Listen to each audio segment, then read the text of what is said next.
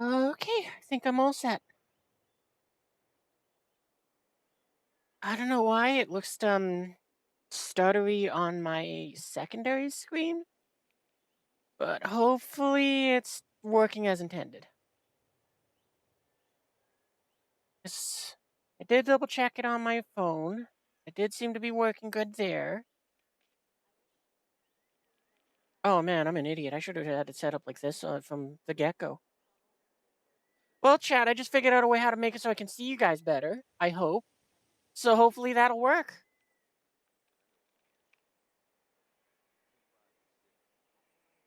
I feel rather dumb now because it's like so obvious. Should have just moved you to this to my other to I should have okay, well to explain this, my setup and how I have it is I have technically three monitors. Because I have my TV working as a screen for when I'm like, just watching videos and junk. And I was using that to go ahead and have Twitch over there, just because like, I can peek over, I can make sure everything's running as intended and all that. And it's how I've been trying to watch just, so that I understand when commercials are going on. So I can then go and say, oh, well, I need to stop talking. I'm trying to get into the habit of that. But I just realized because I have an older monitor, like, that's like maybe 6 or 7 years old. I don't remember exactly when I got it. But you know what you call I have that one set up and it's on the other side of my desk. And it's set up so that it's like vertical, so it's like tall. Just realized I should be using that to go ahead and have the chat. Anyway, welcome to the stream, Salty and Potato. Since you two are the first ones here, I call you out by name. Yeah, finally. This stream has been delayed multiple times because well, I was hoping that what you call it, the season break would mean that I'd get time to stream, but it ended up being catching up on chores, spending time with the family. No regrets on that one. And well, also I don't regret this one, but there was also some fun with some Legos. So I had fun building those. Um, what else was there? I don't know. Can't remember. But yeah, earlier today we got and did about what an hour in the SU-27 in this new aircraft, so it got its maiden flight. That one will probably go up to YouTube. Don't know it's going to be one of the last ones. It's going to be like well to sum up what I said in that one again, since it's but actually both are going to come out after like 3 months from now. But yeah, what you call it? During the break, I also used the opportunity to go ahead and just catch up with the backlog of videos that I had out, and it made me realize that these videos, like this one, if you're watching it right now, you probably won't see it again until March. So to remedy that for the future and not have it be 3 months later with everything. Wait, what? Hang on, no, we have to stop this. I'll get back to this in a second. Is that a hamster on the side of this plane? Right there.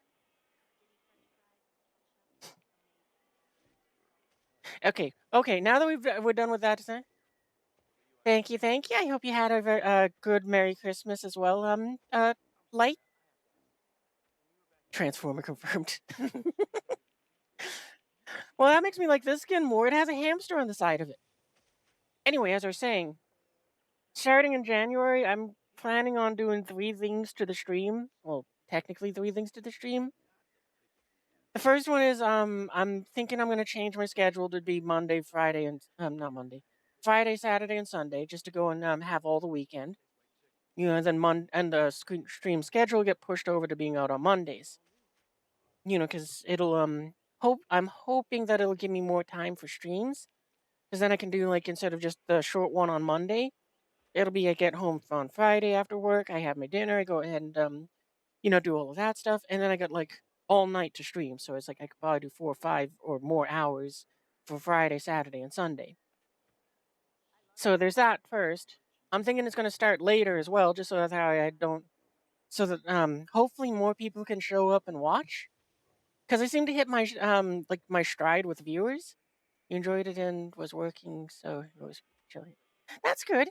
Yeah, my Christmas break was very similar. It was chill. I got some work done. I had to go and spend the time with the family. I loved it. What was I saying? Right. So I think that they'll be starting a little later. I'm not sure exactly what time, but I'm kind of leaning towards it might be 11 p.m. Pacific time, so 2.5 hours later than what it is now. Just because looking at like the data that Twitch gives me, I seem to pick up more people later at night than I do earlier in the night. So I figure if I lean into that, hopefully more people get to just kind of like chill and enjoy the content more. Because like I know some viewers they'll show up like right when it's like there's like 30 minutes left before it's like I'm gonna burn out, and I'll just try to kind of, and I figure I'll probably go ahead and just I'll figure out something to get my energy up higher for those two. But assuming we got good games, we'll be able to do that. You notice there's a lot of players named Rascus in this game. Yeah, there's not a lot of aviation games, so a lot of us Ace Combat fans kind of migrated to this one. I think there was you'll also weirdly enough, you'll also find a lot of Ace Combat fans also in World of Warships. Like that game is one where it's like first I got noticed for that one, for the Ace Combat reference. Then later in life, I check out because it was like for years I was doing mods for that game and I was releasing, putting them out to the community. And I started getting recognized for that. But then World of Warships did a bunch of changes and a bunch of less I just unagreeable changes to the game that when they gone ahead and wronged several community content creator. Hang on, let me go and untie my tongue. But yeah, when World of Warships did a thing where they wronged a bunch of content creators, a lot of us also boycotted them and handed in our like content creator like badges and stuff that they gave us. It was a digital thing, and we just said, "Listen, I don't want to produce content for the game anymore. You've wronged several people within it. I'm not going to sit by passively and just roll with it. So I am resigning." You thought you ended up shooting you down the other day, but it was a dude. Ah, yep. Nope. I don't think I was playing yesterday, but I think I was playing Star Citizen yesterday. Oh no, I was playing this yesterday because that's right. We unlocked this SU-27 last night. It took its maiden flight earlier today. We've unlocked a few things with it for the hour that we did get before dinner. So you know what you call. We're gonna keep working on that. A lot of them are coming over from World of Warships lately as well. Yeah, yeah. Because I mean, it's. I feel like it's one of those things where well, for me, World of Warships did two things that made it so that I left. It's like there have been times where I've thought I wanted to come back, but it's like the pull was never strong enough to go and just make me go. I want to dedicate the time. Because the other thing which really made me not want to play is well, I think at this point now it's years ago, but years ago, World of Warships. Like, hang on, I gotta go back a little further. We're gonna have a little bit of story time, so I gotta make sure I'm extra careful of like the commercials and stuff, just so I pause so I don't go and So if ads, hang on, let me just sum this up. If ads show up, please let me know so that I stop talking and then I can pick up after the ads are gone.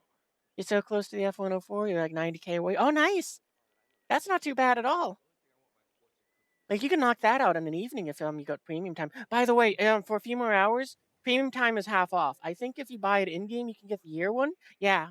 So, phenomenal thing to me because I came from that old age of when you would buy a year of Xbox Live for $50. If the premium is for a year and it's $50, 100% worth it. So if you got the if you can afford to go ahead and if you can afford to get the like $50 worth of Golden Eagles, not only will you have about 2,500 left over, but you can get yourself the best premium in the game. It's the only thing in War Thunder I can always recommend whenever it goes half off. But anyway, to go and resume story time. A couple weeks ago, you got the 180 for like $44. Oh, yeah, it's $20 now. Oh man, I'm so sorry that you called you did that they got you like that. Yeah, I encourage people to go ahead and wait for what is it, November and May because they'll go and have the half off sales then. And also, I forgot about Christmas because they also have it then. But anyway, that I got to stop getting distracted. I'm having too much fun already. So yeah, what you call it? Years and years and years ago, when World of Warship started up, I joined that game's beta. Like I actually paid for a ship, the USS Sims, bought that thing, got into the beta, had fun, and for years afterwards, I was playing that game. And for the longest time, aircraft carriers, the way they played was like an RTS. So you sent up anywhere up to 8 squadrons of aircraft, and you controlled the map. You played an RTS with a top-down look and everything, while everybody else is playing with their guns. And I loved it. I loved that kind of um I don't want to say it was overwhelming, but for other people, it's definitely overwhelming. Like, if I did not play as many RTSs as I did as a kid, and I just didn't want to, and I wasn't paying attention to everything, then it would have been overwhelming. But for me, growing up with all those RTS games and in an era where there were no RTS games, this was phenomenal because I had to go ahead and manage my aircraft. I had to watch the numbers on my aircraft carrier. I had to keep my aircraft carrier going. I had to go ahead and sweep the entire map looking for targets of opportunity so that I can be of the most use to my team. And it's like you had to monitor so much, and I loved it so much. So they had that set up for a long, long time. The problem was, if you had a good aircraft carrier captain, then you were the most powerful ship on the seas because you were everywhere and could destroy everything. It's like if the other aircraft carrier couldn't keep up with you, you destroyed them and the fight was over right then and there. Even if like I was good enough that I'm happy to say that it's like I could use a lower tiered aircraft carrier and win because I was smart enough to go ahead and I shouldn't be boasting like this, but I'm going to boast like this. But I was smart enough to use my team's fare from the enemy that the enemy had the better aircraft carrier to make us the better team. So it was a lot of fun. Anyway, because of the fact that a lot of people just didn't enjoy this way, they changed the game mode, and myself and also the deadliest aircraft carrier, North American aircraft carrier captain, Feminally. Like I had a couple bouts, I had a couple duels with her, and it was a lot of fun. She always beat me. I never beat her once, but I did have one where I kind of had a sort of Pyrrhic victory because of just my team play. But anyway, what you call it? So they changed the game mode. So now, when they put it out there, I adamantly protested on the forums where it's like, you're demoting me from being an aircraft carrier captain, controlling the skies and the area around my aircraft carrier, to a squadron leader. Because they made it so that it's like, instead of taking all these squadrons up and doing all of that stuff, you now were going up there with a single squadron that you lead in personally. You'd ignore your aircraft carrier. The aircraft carrier is literally there just to be sunk so that someone can feel good about it. Because if that was the game mode that they wanted to have played, your aircraft carrier shouldn't even be on the map. You should just be sending in a squadron whenever you go ahead and do that. And the game became even more busted. Like before, when you were an aircraft carrier, you had 3 squadrons. You had the fighters, they protected the skies. The dive bombers and torpedo bombers, they both attacked the ships. They got rid of the fighters. Now the fighters were rocket planes, which immediately everyone who knew anything understood how catastrophically bad of an idea that was. Because the rocket planes was like, oh yeah, no, they don't do a lot of damage. They're mainly for taking out light targets. And it's like, so you just gave me 2 weapons to ruin and destroyer's day. The tiny squishy things that were used to be able to be like, I can survive the dive bombers, the most powerful thing against me because the dive bombers have crap accuracy. They're not really meant to deal with me. And you've just given us rocket planes that are meant to destroy them. So you get to kill everything as an aircraft carrier. Anyway, because of that change with the whole squadron thing, plus the whole community thing that I mentioned beforehand, I'm out of this game. They also made it a real pain in the ass to do the mods. That was a third thing, but it was the least annoying of the 3. So I gone ahead and I left that game. I haven't looked back. I've tried to go ahead and hop back into it, but every time I do, I just can't find myself caring enough to go and enjoy the aircraft carriers or any of the other ships. Because it's just like, it's not the right gameplay for me. So it's like I'm saddened by that. Um. Anyway, yeah, let's get into War Thunder because like I said, I think you were gonna go and try to grind out more of the modifications for this aircraft while they're half off. I wish there was more time because I wanted to go ahead and grind towards the Eurofighter here.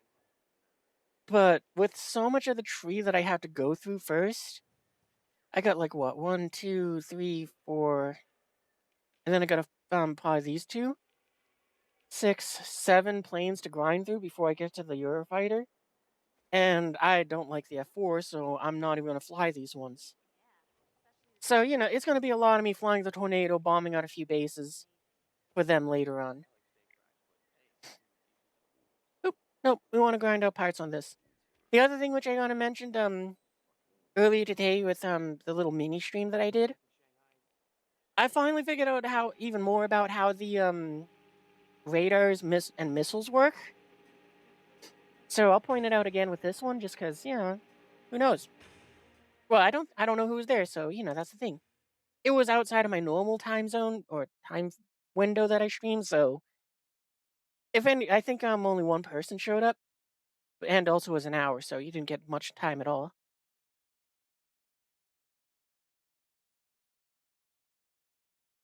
What else?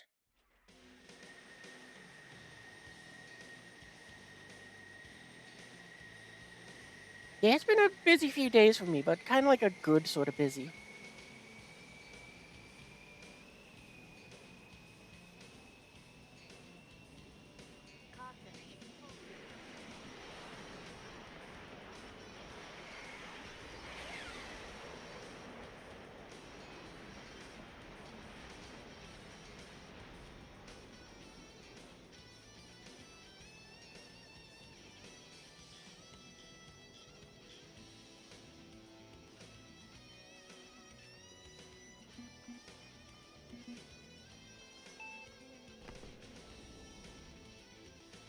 This is a good for me, though, this is also just a good way to kinda, like, end my, like, my Christmas break. Because it's like, tomorrow, yeah, I gotta go back to work and all that, which sucks, but, you know, it was still good because I got in some good gaming. I got to go ahead and get some rest. Um, the only thing I can say is I really wish I could have found more time to go ahead and do more streams. Cause they're fun. They give me something to do in addition to just playing the games, and they do help me kind of what you call it, think a little bit differently with it while playing too. Because instead of me being like just an angry gamer, just going, oh, yeah, it's nonsense that they shot me down. It's kind of like, oh, wait, no, I see what happened here. Because I just take that extra second to kind of stop and think.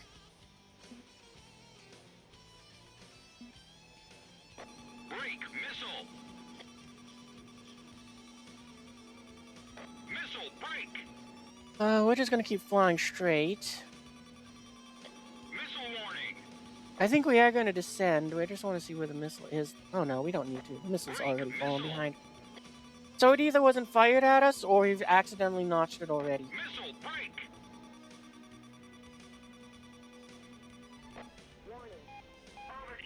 Missile warning. Break missile. Missile break. Missile warning. Alright, kill assist. I'll take it. Break missile. I think we were on that course for too long, though. We might have a missile on us.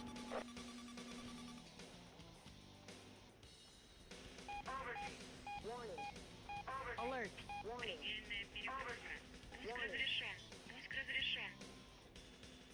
Come on, give me tone. Warning,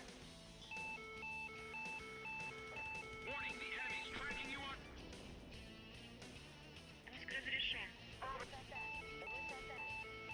Wait, I don't remember which missile I wanted to fire. This is Eagle Eye to GOM 1. The Enemy's tracking you on the radar. Shoot 'em all. Alright, cool. Uh-oh.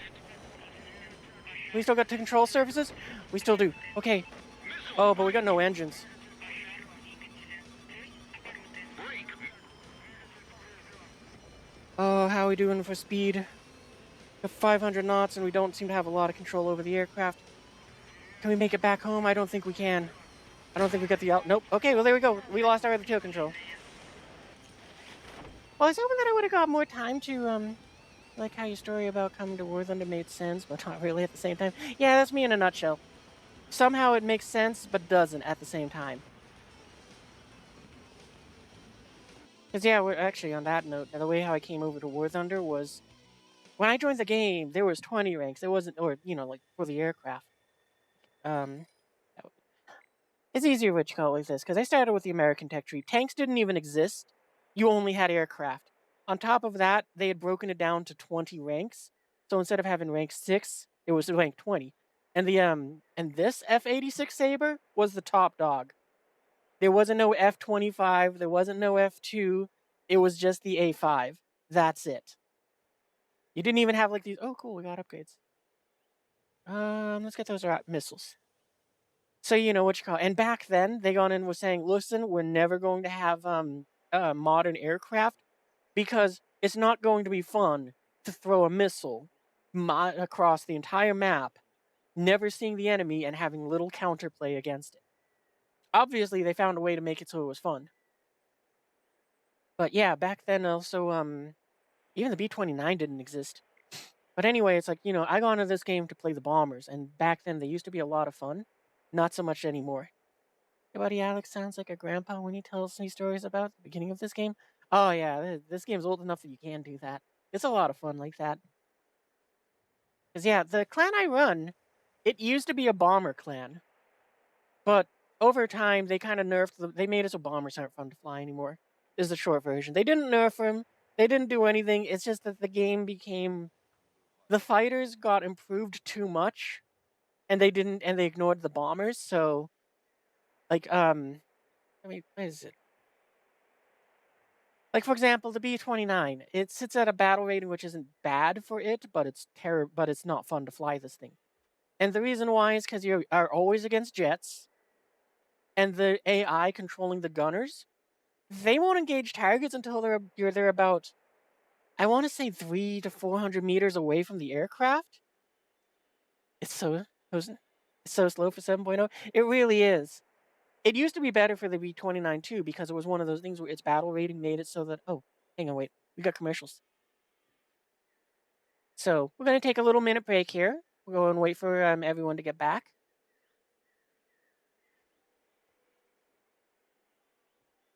Just enjoy the music.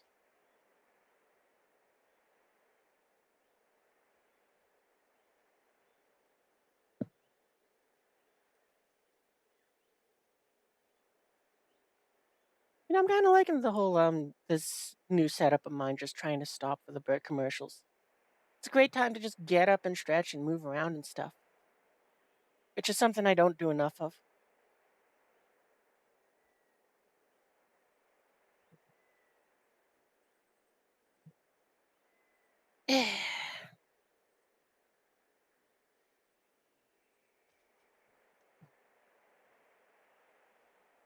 I wonder if me watching these ads so that I know when I have to shut up, about important stuff,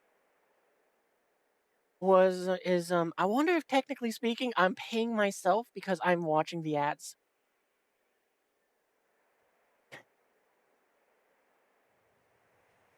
If anything, I'm a pretzel, not a croissant. Okay, we're back. So yeah, long ago when they introduced the B-29, this wasn't even here at the beginning of the game, and I wanted it in so badly. But yeah, the B-29 used to be in a better place. Because when it first came out, the aircraft was, it wasn't overpowered, but it was annoying. And the reason why is because the thing, well, just like in real life, it was designed to fly at high altitude. The problem was, if you're a B-29, it's very boring because you're going to spend the entire game side climbing. It's like you are the most worthless person on your team because you have to side climb. So that you can get up to about 30,000 feet. And once you're at 30,000 feet, because of the way how players play in this game, you are uncatchable. There was nothing they could do about you. The only thing they could do is just say, okay, well, this game's going to last for infinity, start ground pounding, so that we can end the game faster. But it was also fun because of the fact that at the same time, if there were multiple B-29s, it created a new game mode. Because, like I said, the B-29s all side climbed. If you had like 3 or 4 B-29s, what would then happen is one of them would try knocking out the bases, so that the other 3 could carpet bomb the runway to win the game. Or, smaller bombers would take care of the bases, which was great because it created an ecosystem that made it so everyone had a role. Because if you were the Americans, if you're a fighter, Your goal is now to get up off the runway and scramble to protect those B-29s. Because not only will you get easy kills, but you'll also go ahead and be protecting the big bombers. If you're one of the little bombers, not anything but a B-29, you now have to get to go ahead and strike those bases without the fear of anyone else, one of those big bombers, just cruising along ahead of you and knocking them all out. So you got to hit those targets and get some RP grind for yourself. And if you're the B-29, you're going to be side climbing up to 30,000 feet because you've got 90 minutes of fuel, so you don't need to land or do anything like that. And if you're the enemy, your sole objective now is to either intercept enough of the small bombers that the B-29s can't bomb your runway, or climb up to fight the B-29s and get through their fighter screen. And it was a very fun accidental game mode they had created. But and like I was saying, at that battle rating too, the B-29 was very difficult to catch if you couldn't catch it before it got up to about 25. I want to say 27,000 feet. If you got to 27,000 feet, because of the climb, the enemy fighters usually didn't have the fuel to chase you for more than like a few seconds, and they couldn't get close enough to really hurt you. But you could hurt them back if you're accurate. You just throw some rounds out downrange, and you go and just see what hits. And it was a very interesting way for the game to go. Since then, though, because of how the B-29 was flying and all that, they nerfed it. And what's its price now? 12,000. There was a time when this thing cost 50 grand to repair because the thing was doing that well, and that's how War Thunder decided to balance it. Now the way how to balance it is they made it so you encounter jets every game, so you can never outrun anything. You can't really fight anything, and all of the jets have like 20 mils, so you can't return fire against them because they just shoot you from like a kilometer and like 1,200 meters out and just take your wing off. And also, the B-29 is comical because of the fact that it is a plane that has American bias. Because this thing's statistics in game are completely wrong. Because one of the things that I know from this is my favorite bomber of like all time. If this plane loses an engine, you're falling with style. You do not have the energy to keep this thing in the sky, even if the thing is empty. That's why America had to capture Okinawa during World War II. They needed a place for this bomber to go ahead and have a return point. For when they got damaged from flak and all that. But in this game, you could go on. You could. Oh, hey, thanks for the follow. I'm gonna call you Nick, because I see that in your name, but I can't figure out how to pronounce the first half. Sixionic Nick? I think that's how it's pronounced. Anyway, what was I saying? Right. Goober! What was I saying with this? Right. Anyway, this thing can fly higher, fly faster, and fly with an engine missing, and still climb. That's a short version of the B-29 in War Thunder. It just has a freedom bias. So yeah, it's kind of funny. But at the same time, this thing, along with the B-17, are far more fragile than what they are in real life. At least what history tells us, I should say. Because, there's a whole lot of stories of B-17s flying home with a lot of missing pieces. And this is true, too, with the A-10. Because I think there's at least 2 cases when A-10s have flown home missing half of their wing, an engine, and half of the tail. All at the same time. And then you go, I'm just going to go home now. Like, the first one, which I remember hearing about with the A-10 and that sort of thing. Let's go ahead and send something out while I'm rambling.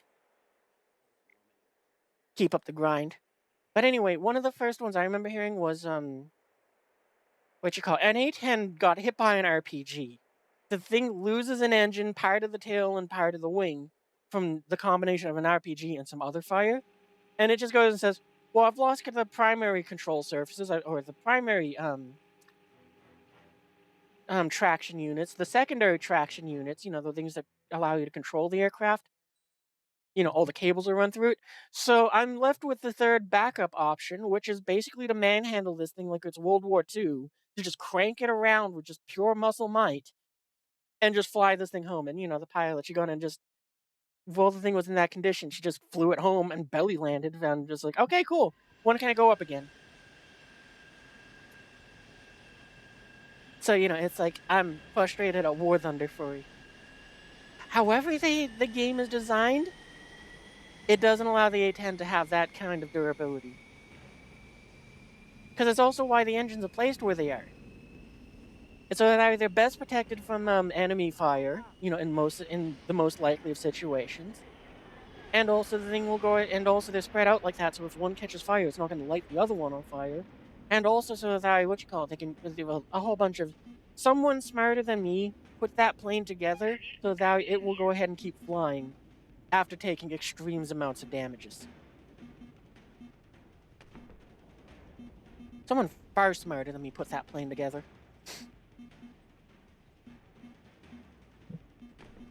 But what else? Yeah, because what else is there? Because like going through like the history of this game and what I've experienced, it was a lot of fun too.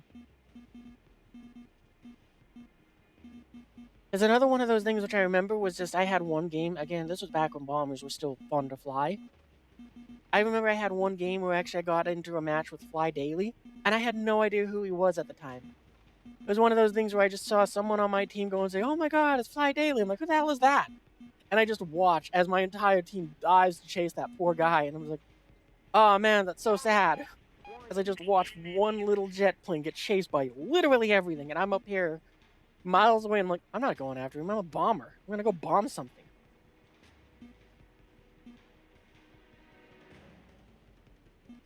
So I just had the fun of watching that, and I got shot down because I wasn't paying attention. Missile warning. We're going evasive. Alert. Warning. Перегрузка.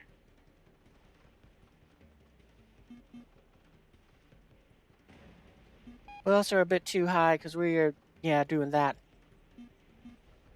Alert. It's not the worst thing, but still.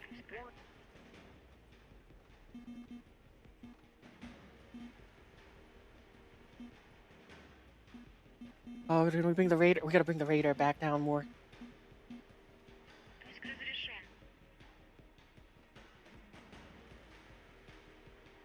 Missile break. Разрешен. Oh, I don't think we're dodging it. Break. Missile. Так. Missile break. Come on, give me tone, give me tone, give me tone. Warning. Предельная перегрузка. Missile warning. Missile break. Предельная перегрузка. I think it outturns me Break. Missile. and outspeeds. Whoops. Doesn't matter. Can't wait to hear all the beeps and boops when you get the F-104. Oh yeah, Flare. it can be very annoying at times. Like Ace Combat trained me well to kind of ignore it to some extent, but it's also kind of a handicap at the same time. So sometimes that happens where I ignore it and it's just like, oh yeah, right, there's missiles flying at me. That's why the beeping is there.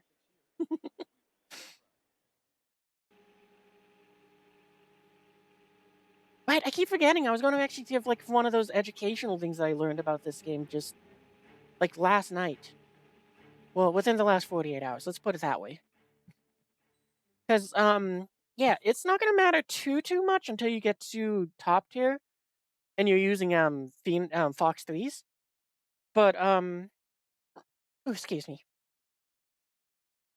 Actually, I should go just do an test flight thing. Alright, after this, if I forget to go and mention it, I'll do it there. Analyzing the situation. Предельная перегрузка. But on the radar, you can tell if your missile is using your aircraft's radar or its own. And the way how it'll do that is it'll put a circle like around the target that you fired it at if the missile is using your radar. And the reason it'll do that is because you're firing down on a target, and the missile can't turn off the filter for the dot. So what notching does, it makes it look like the aircraft is going 0 miles per hour or kilometers per hour, or however you're measuring it, knots for my case. So it just makes it look like the aircraft is not moving to the radar because it's going in the wrong way for the scanner to see it. If that happens and it's facing the ground because of the Doppler, the ground filter, the missile then sends back to the aircraft, "Hey, I can't see the target. Can you see it, aircraft?" At which point, if you can see it on your radar, then the missile will use your radar to guide itself in. And if we do get a missile off, well, actually, once we fire one, you'll see it kind of for that reason. It only works when looking down. So it's like if the target's above you, doesn't work. The missile just goes, nah, I can use my own, and it keeps trying to find the target itself.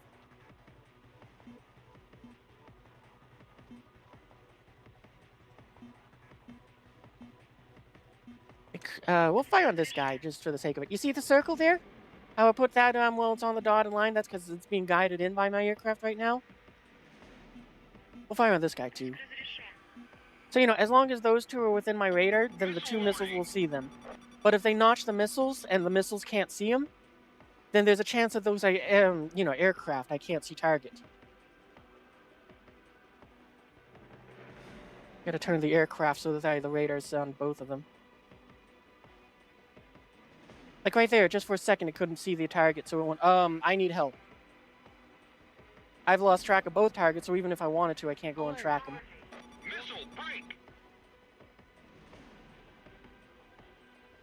But yeah, it's a good thing to know because it does help you with understanding. It's just great to understand the game better. Alert.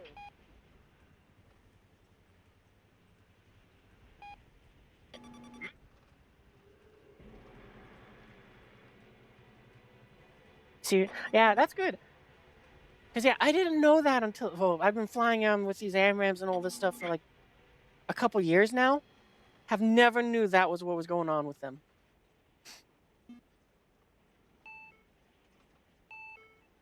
I think it works with all radar modes that your aircraft has at its disposal, but I'm not 100% sure. I've been like I said, I just learned about it last night. Incoming message from Allied Forces Operations Command. Are there any AI I can shoot down? Oh, we're gonna get involved with that SU-33 that might have just went down. The other thing you'll need to have for that is just kind of important is the ability to point your radar where you need it to. Like by me using page up and down, I can point the radar where I need it. Otherwise, by default, it's going to try to put the radar on the horizon. So it'll try to sit there regardless of the aircraft's pitch. Okay, so there's the friendly. I guess he shot him down. Предельная перегрузка. Предельная перегрузка. Alert. Предельная перегрузка. Warning, the enemy's tracking you on radar. I think the F-15 that's in pursuit of an AI is the one that locked us up. The enemy's locked onto you. But it's a bit hard to tell. I've received a wire from Allied Operations Command. Oh no, that F-15 is probably the one that guts us. Yep. Missile launch. Предельная перегрузка.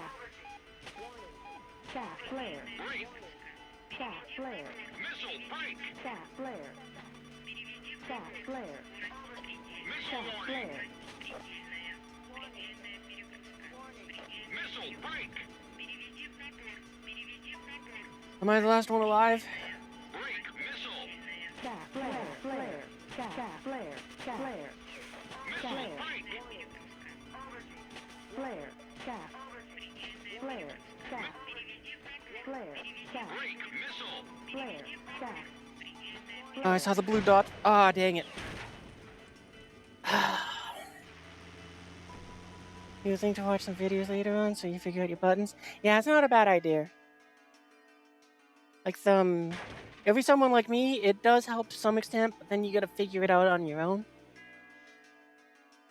Like, yeah, like I said, notching was one of those things where it's like I saw many videos on it, how to do it and all that, and I couldn't get it to work.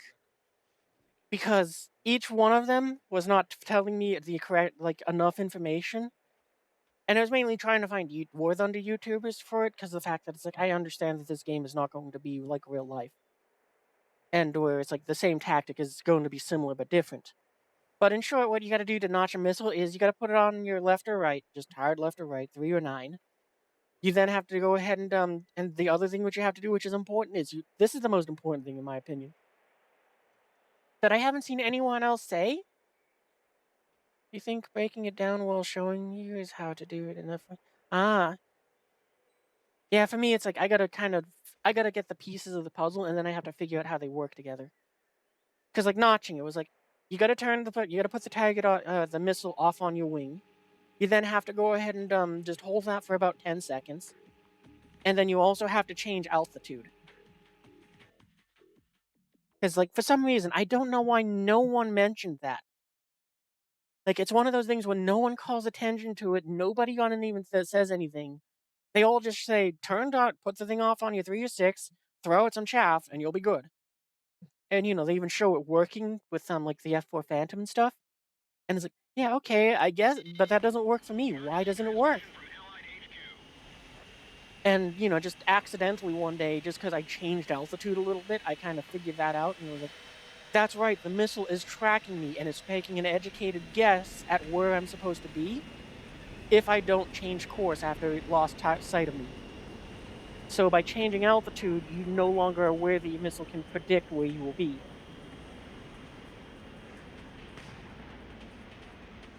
Because that, which I guess the way you could say this in a different way is, no one explained exactly how the missile is doing its calculations.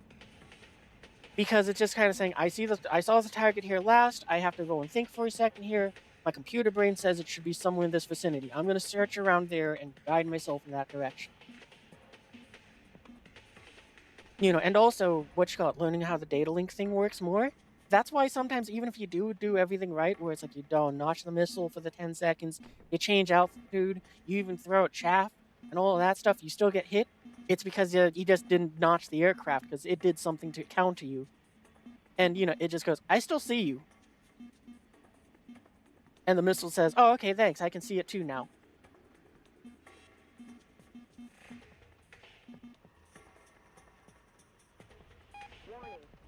Предельная перегрузка. Like, that's the thing which I like about this game, is, like, you can get better because you are smarter. And they don't really try to, well, they don't try to change the entire game like World of Warships did to try to balance the playing field. I do think that they could do a better job of trying to educate people on how to use the stuff, but at least they're trying to do that instead of changing the entire game to make it stupider.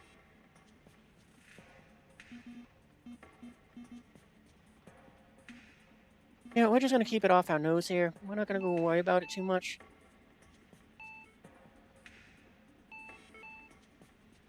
Because this time what we're gonna do is we're gonna save our 77s for when we're a little closer to the targets. Because the other thing I've been kind of realizing with how I've been flying the Su-77, not 77, 27, I saw the missile name, is I've been treating it kind of like an F-15. And the way I treat the F-15s is you gotta be fast, you gotta get high, you gotta fire first. Because your missiles don't travel as fast. But here we are, Mach 1.4. We're cruising along. We just need to find a target. And we got time to go ahead and find a target after they've thrown their missiles off. Пуск разрешен. Well, I saw that one on fire, but we're still going to throw it out at it just anyway. I've received a wire from Allied Operation Command. Пуск разрешен. That doesn't seem like the aircraft I wanted. Пуск разрешен. Alright, that one should be pit-pulled in, so we're going to go in. Предельная перегрузка. Warning, the F. Пуск разрешен. Скорость предельная. Предельная перегрузка. Alright, double kill! Скорость предельная. Скорость Missile, предельная. break! Предельная перегрузка. Предельная Break, missile! скорость Chaff flare. предельная перегрузка. I really want to... Nope, we gotta go evasive! Предельная. Flare. Chaff. I think that's an F-14 that's just throwing out a buttload of missiles. Flare. Chaff. Flare. Chaff. Missile warning! Flare. Chaff. Flare. Chaff. Flare. Chaff. Missile, break! Flare. I think we dodged that one. Flare. Chaff. Flare. Chaff. Break, missile! Flare. Chaff. Flare. Chaff. Flare. Chaff. Missile warning! Flare. Chaff. Flare. Chaff. Missile, Ah, I thought it was another Phoenix. I was just trying to get away from the thing. This game makes you feel like a smooth brain trying to learn how to do this and that. Yeah, it can go and be one of those things where it's like, it's very challenging at times, but also very rewarding and very fun. At least to me. Because, like, I used to be so frustrated by these missiles because it was like I could never dodge them. And as we just saw, just through a lot of trial and through a lot of trial and error, a lot of trial and error, it's like now I can dodge them more efficiently.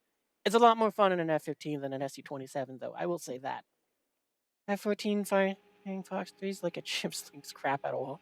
It seems like that was how it was happening. That's standard at this point.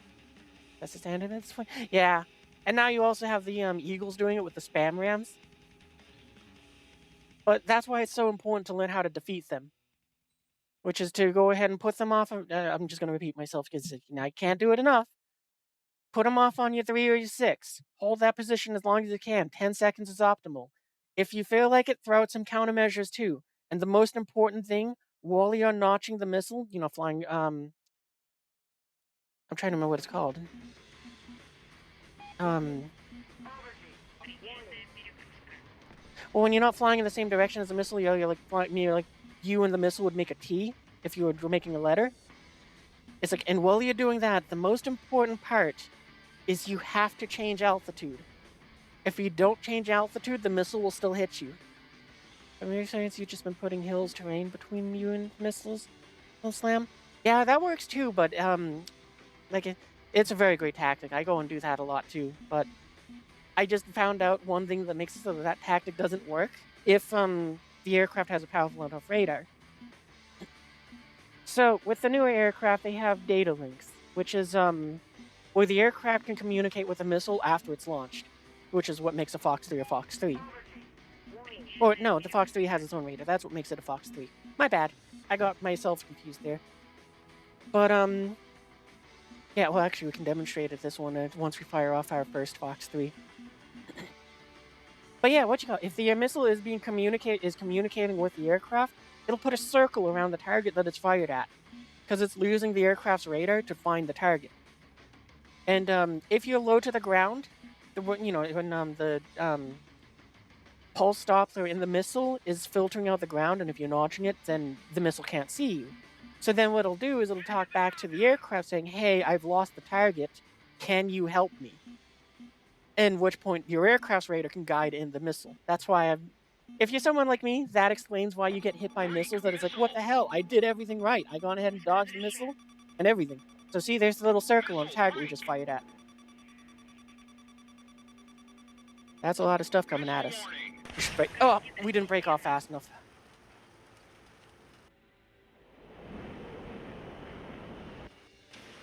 Yep, that was just my fault, because I was like, no, we can hold it, but I forgot that I'm really fast.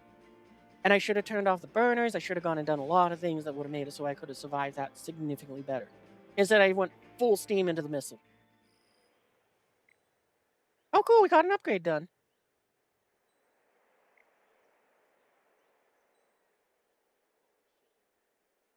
Modifications. Oh, not that one. I wanted to go here.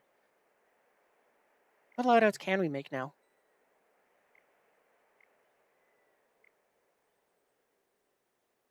I don't know what the ET does. What does the ET do? It's an IA. Okay. Well, let's take some of them. Why not? What does a T do? I don't even know. Which one is better?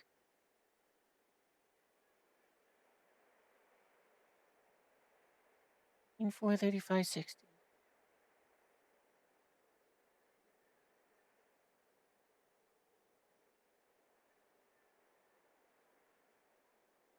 It looks like the ET goes faster? Yeah. Hey, we got more missiles! But yeah, it's one of those things where it explained so much to me just because it was like, oh, that's why I've been getting hit by ones that I was going, the hell, I did everything perfectly, I shouldn't have been hit. Because someone was using their aircraft better than I was for something I didn't understand.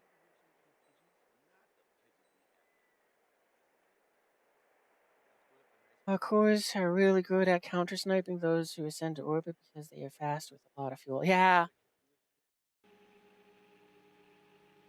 I like the M9Ms more than the 73s, but that's just because of the smokeless motor. It's far more easy to go and just pop one of those off and just go and be like, okay, well, you don't enjoy unseen death. I guess these things are way faster though. It looks like so that's a pretty good trade off.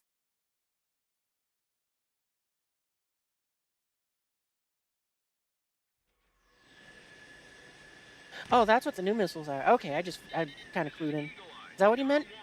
Don't hold back this time. Shoot 'em all.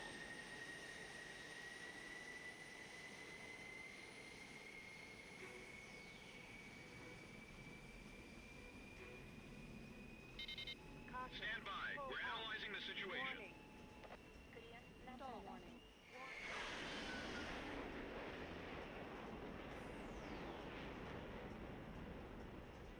This really is a beautiful plane too.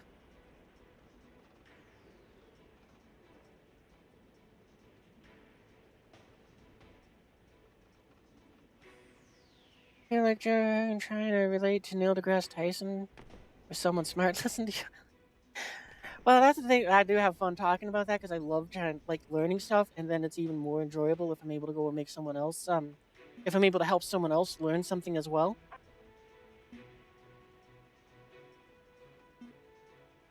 Like if I had the patience and tolerance for to be a teacher, I probably would be one. But the way how I am, if I'm trying to educate someone and they're just not picking up what I'm putting down, I get very frustrated with them very quickly, and I just kind of go, whatever, like in a professional sense. Because it's like also on top of that, if you're not interested in learning at that time, oh, we're up too high. I like to try to sit as high as I can without leaving the contrail, because again, unseen. Or even later pointing down. Oh, we got a missile. Okay, we got to go evasive. We're not gonna go and we're just gonna play it safe. Chaff, Missile break. chaff, chaff, chaff. Missile warning. That was hopefully long enough.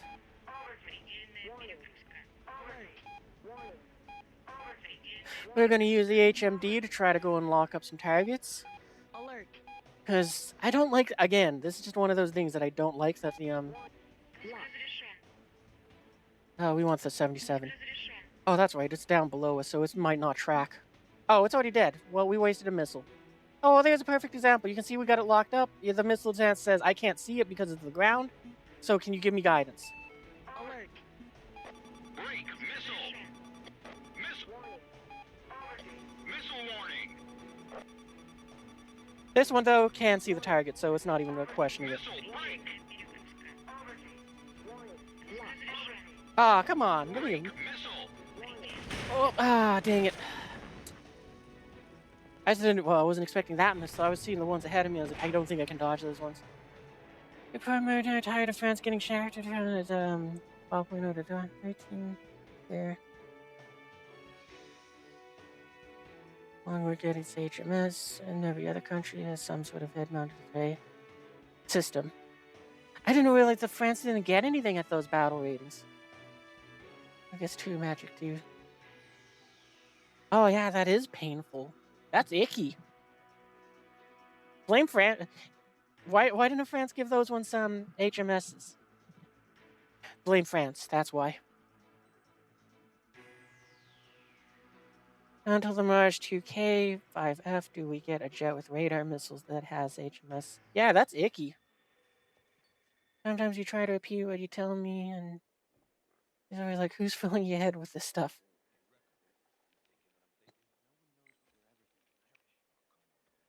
Well, hopefully my stuff is useful in some cases. I know it works for me. I'm not the best. Like I tried to go you could kind of consider it like what? I gone ahead and looked up a bunch of YouTubers like Defiant, I think his name is, or Defin. He's apparently at some point in time he was one of the top 20 deadliest pilots in War Thunder.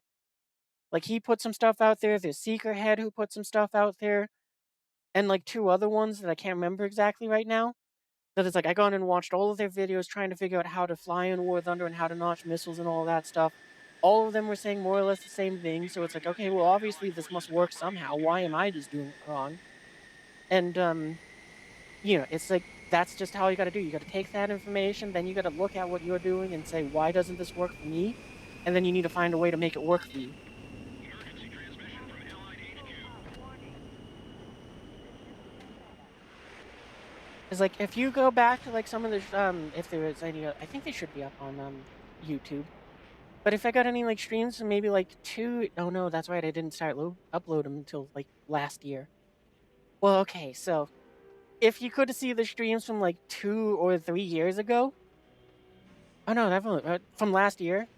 No, wait, because I just celebrated my first year as a affiliate with YouTube this year, so I probably was doing this for about 18 months or something. I don't know. Anyway, the point is, which I'm getting at, is if you go back a while back, you'll see me flying out these you would see me flying out these aircraft and just getting slapped out of the sky in the most comical of fashions because I'm terrible at dodging missiles. I'm like, oh, the game's broken. And then me kind of also arguing with myself was like, no, that's not broken. You just suck. You just got to learn how to not suck.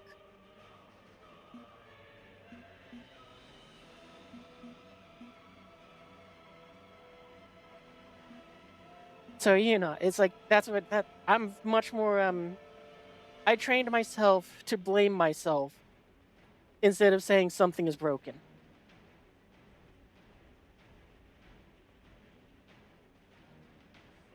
Like if anything goes wrong and something's going in that way, I just go, well, then what did I do wrong?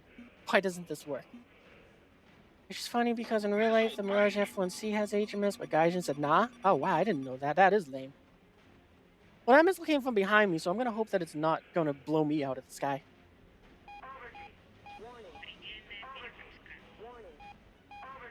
Пуск разрешен. Go, R-77, go! Alert. That's probably going to... Well, sad. Предельная перегрузка.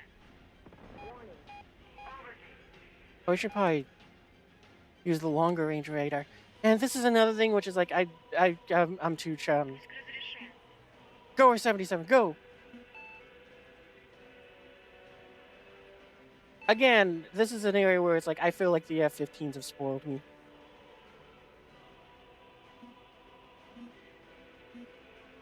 Because I'm so used to with the, going, like, what is it called when you go in, I'm just gonna call it, when you go bore sight. And you just kind of throw the missile out at, and you just say, point the radar off my nose. Пуск разрешен. Пуск разрешен. Oh shoot, there's a missile in the stair. No, wait, go the other way. Warning. Allied Operation Command. Oh, we're dead. Break. Смотри экран.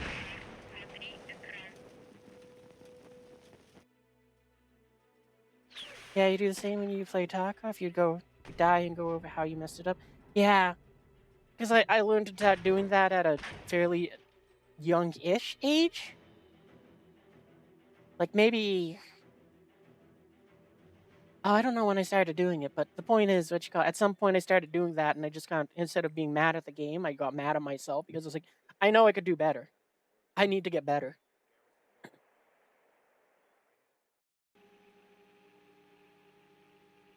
Because, like World of Warships, I also did that too.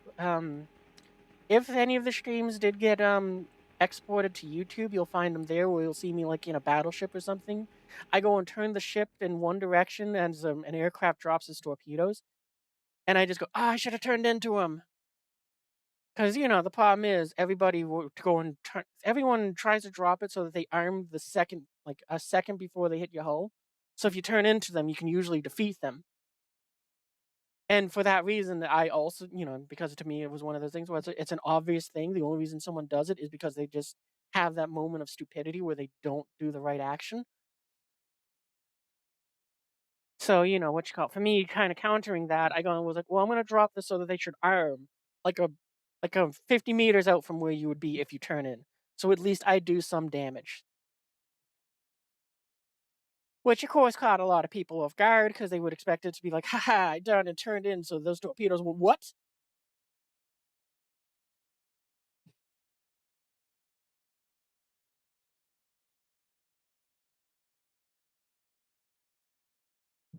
But yes, I guess going back, circling back around to what you call it, like I have fun like learning stuff, and then if I'm able to teach something to someone, it did make me think that one of the ideas I'd like to go and do is like somewhere down the road, maybe we'll have events where it's like I can go and like set up some sort of like flight training class thing with the custom battles and all that, and just try to help people understand how to fly a bit better. There we go. We finally got the game.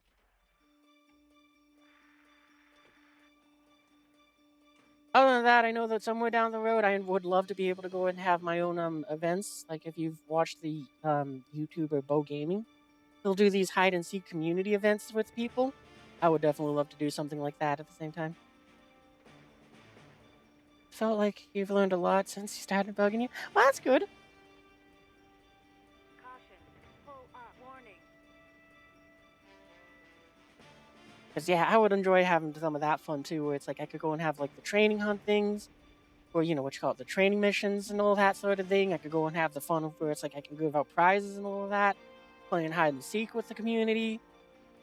And then one which I was thinking of doing too, but I haven't figured out exactly how I want to do it.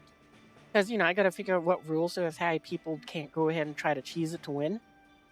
But one of the things I also want to do is I have the idea that it'll be fun if we can set it up so that we could play like duck hunt. So it's like me and my little hunting party go out. All of the community members go and fly out in little biplanes or something like that.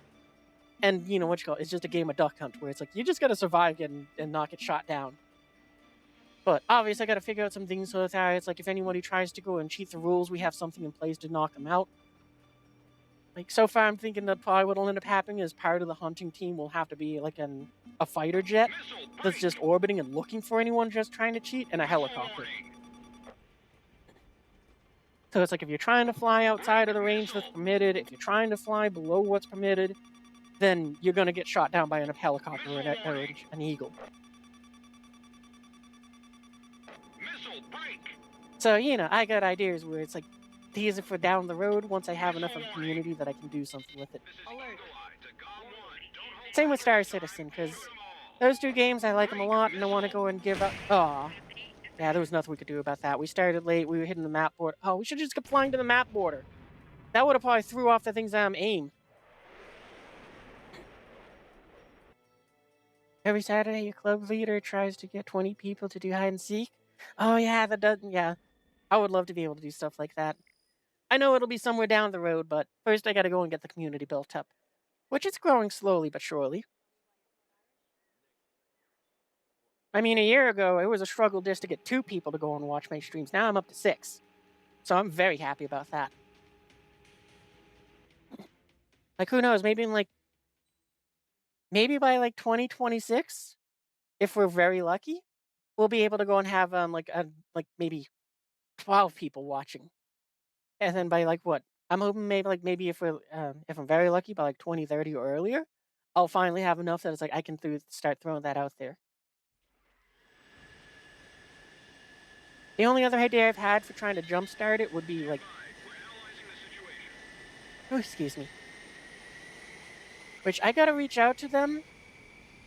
So I think my other plan is oh, excuse me, is potentially reach out to Bo Gaming and just be like, hey, I want to run a collab with you.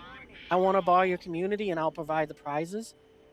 But first, I need to have the money so that I can what you call it, do that. I should start rating people. I used to do it pretty much after every stream, but just I keep forgetting to do it nowadays. So I gotta remember to start doing it again. Funnily enough, I was thinking I gotta remember to do that again tonight. But yeah, what you call it? Once I have the funds that I can start giving out prizes, one of the things that I'm thinking of doing is I'm gonna try to reach out to Bo Gaming, and hopefully that what you call I can work out some sort of deal where it's like, hey, I want to borrow your community. I'll provide the prizes, and between you and whatever and our hunting parties, we'll do a game of hide and seek. And I'll provide the prizes to them. All I want is what you call it, just that little bit of to get my name out there a little bit more. Because maybe if they like Bo's gaming content, maybe they'll like mine too, or something. But the difference is YouTube and Twitch. And that'll be like the one video which I've like Bo Games where it's like, I don't want to watch that. I hate my voice.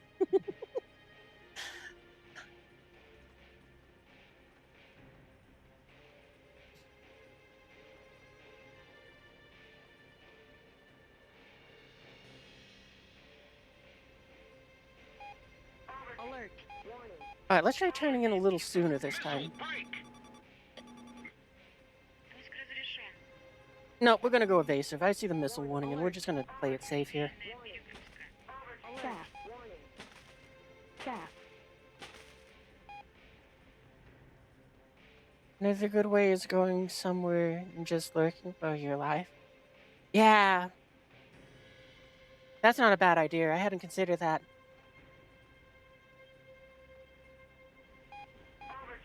Alert. Предельная перегрузка. Alert.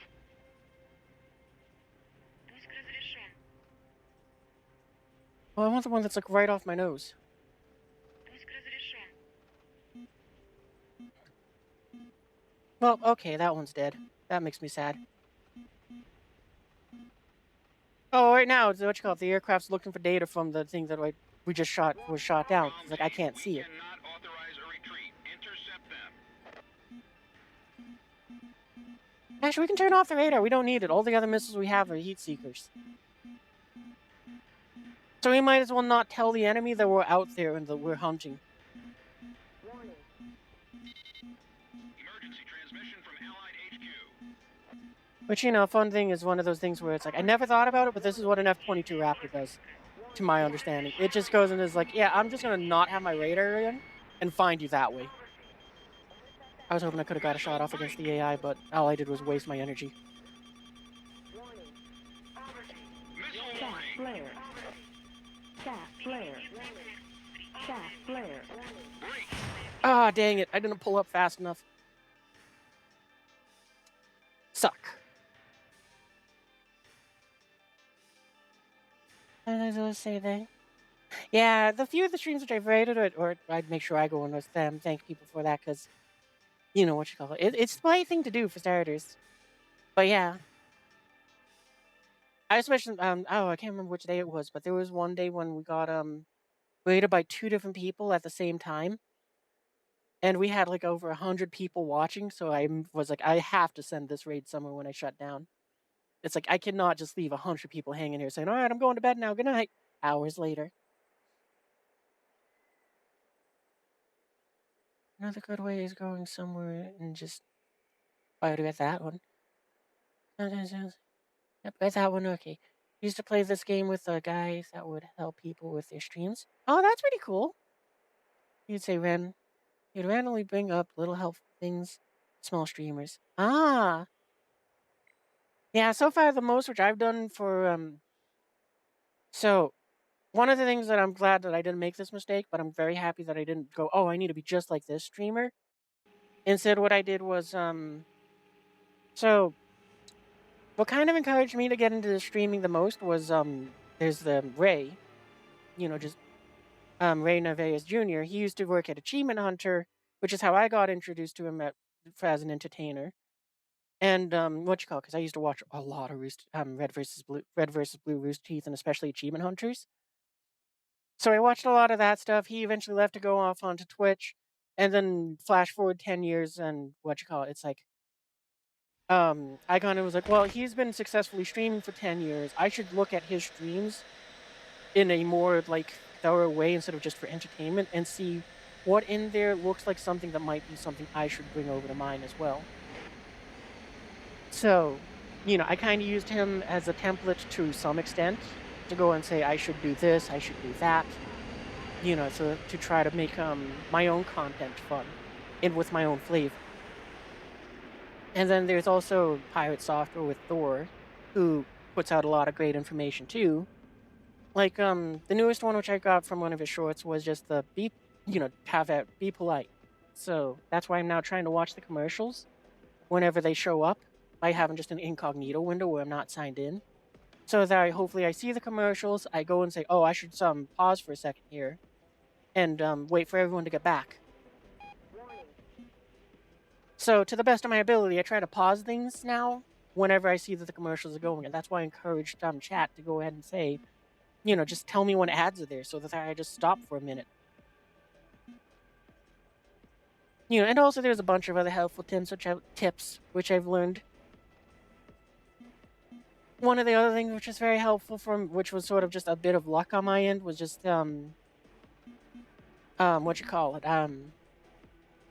well, like I said earlier, I'd learned to blame myself for my mistakes, not saying the game is stupid or anything like that.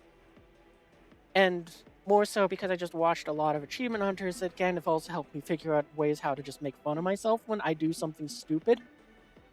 Like if you ever look on Xbox Live or on Xbox, you'll notice that my profile says, I hurt you to death.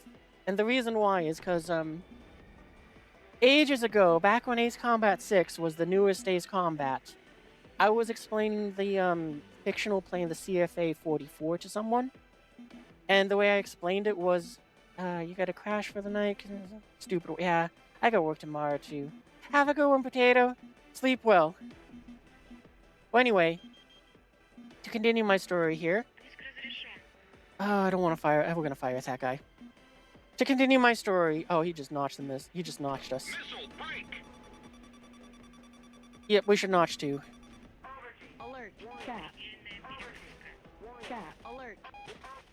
Cap. Anyway, so I'm explaining the super plane to him, and the way I explain it is Cap. so this thing flies around the map, and it uses soda cans to just wreck everyone. Cap. And it will hurt them to death. Because I didn't realize I made that typo, and he went, hurt you to death. Sounds painful. And I went, yeah. Instead of just being like, oh, typo or anything like that, I went, no, I'm gonna roll with this. So that's sort of now my favorite just thing to go and just say to everyone, and most things is just saying, yeah, no, it hurts you to death. I've received a wire from Allied Operation Command. Warning, the enemy's tracking you on Пуск radar. разрешен. Пуск разрешен. We might be able to get that guy. Missile warning! I can't tell if it fired the missile or something else did. Well, it's flying under its own steam. Missile break! Actually, I'm gonna go and fly into the missile so that I'm not flying the same direction as my missile, Break! in Missile! case it needs the help. Missile warning! No, it looks like it lost the target. Ah, man! I was so focused on the missile again. That's the problem now. It's like I'm so focused on the radars again because of the fact that I'm just trying to figure out how this works. Hey, Lex, welcome to the stream. What was I saying? Oh, right. I was saying how it's like what you call it.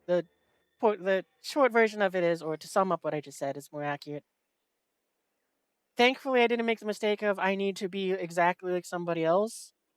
I need to just take the elements what I like of this person, of this streamer, or this YouTuber, or this entertainer, in short, and find a way to use that to make my own version of it. You're just working on spading your oh, nice. You're a fighter. I love that. That's one of those planes which I like especially so just cuz I actually got to see one a few years back when it came out to what you call it, the Air Force base near me. Cuz I live in I live in the US, so I don't ever get to see them all that often. And I just remember one day just we went to the air show that was held nearby, Incoming message and just sitting there is just a Eurofighter Typhoon. And I was so excited I forgot what it was called, but it was okay because I was like, this is fine. I get to go and talk to the pilots that brought it in there. Right now I can only dream of getting the 2000 Eurofighter. Yeah, same here. I'm too far away from it. What did I say? 6 or 7 away? Oh, we're at commercials. Okay. Hang on, everyone. We're just going to cruise along. I'm going to try to take a longer route just for the sake of that.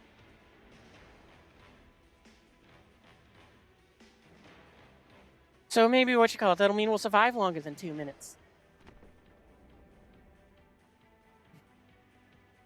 HVT mark up and tracking.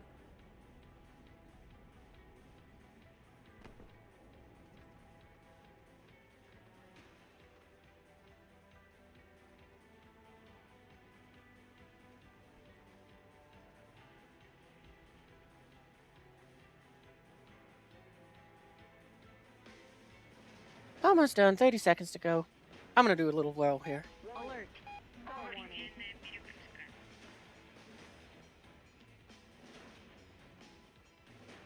Seriously, this thing is so maneuverable. Скорость предельная. Предельный угол атаки.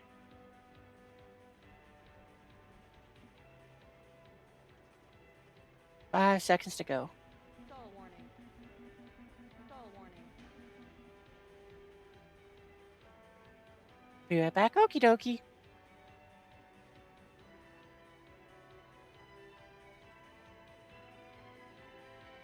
I'll resume my air show story in a little bit.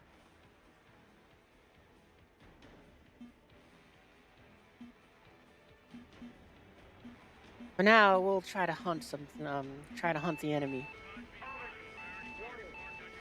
Because we haven't been having too much luck trying to intercept them and cover our teammates in that sense. Our team has been doing a great job of it killing them before they get behind them. Let's go ahead and change course to try to get them over here. Do you see that guy that's up high? No.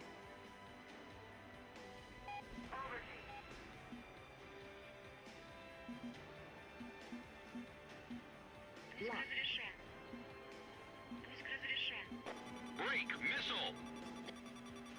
Пуск разрешен. Missile. I really hope those missiles aren't flying towards me. Missile break.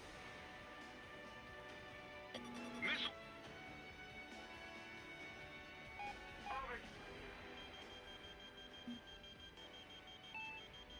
Пуск разрешен. Break missile. Emergency transmission from Allied forces. Oh, we got that guy. Threat level has missile warning even more. Предельная перегрузка. Missile break. Предельная перегрузка. Oh, come on. Oh, we lost them both. Sag. Playing solo for you sucks. Yeah. I can understand that. Flying solo as a bomber was never fun. It just made you feel extra alone.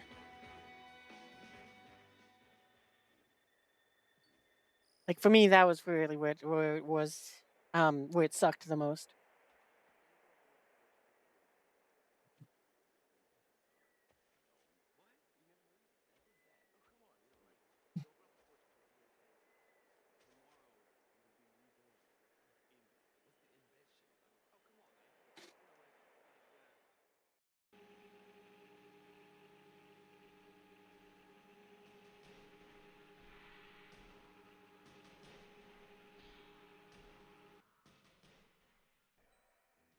You know, that is good advice from War Thunder. One wing is good, but two is better.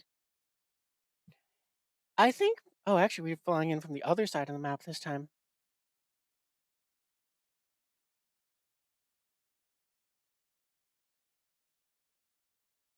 Oh, but this isn't even the same map. Well, it doesn't matter. Ooh, air spawn.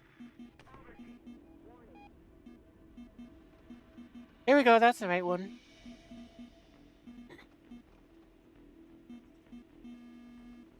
Ooh, had a bit of freeze frame there.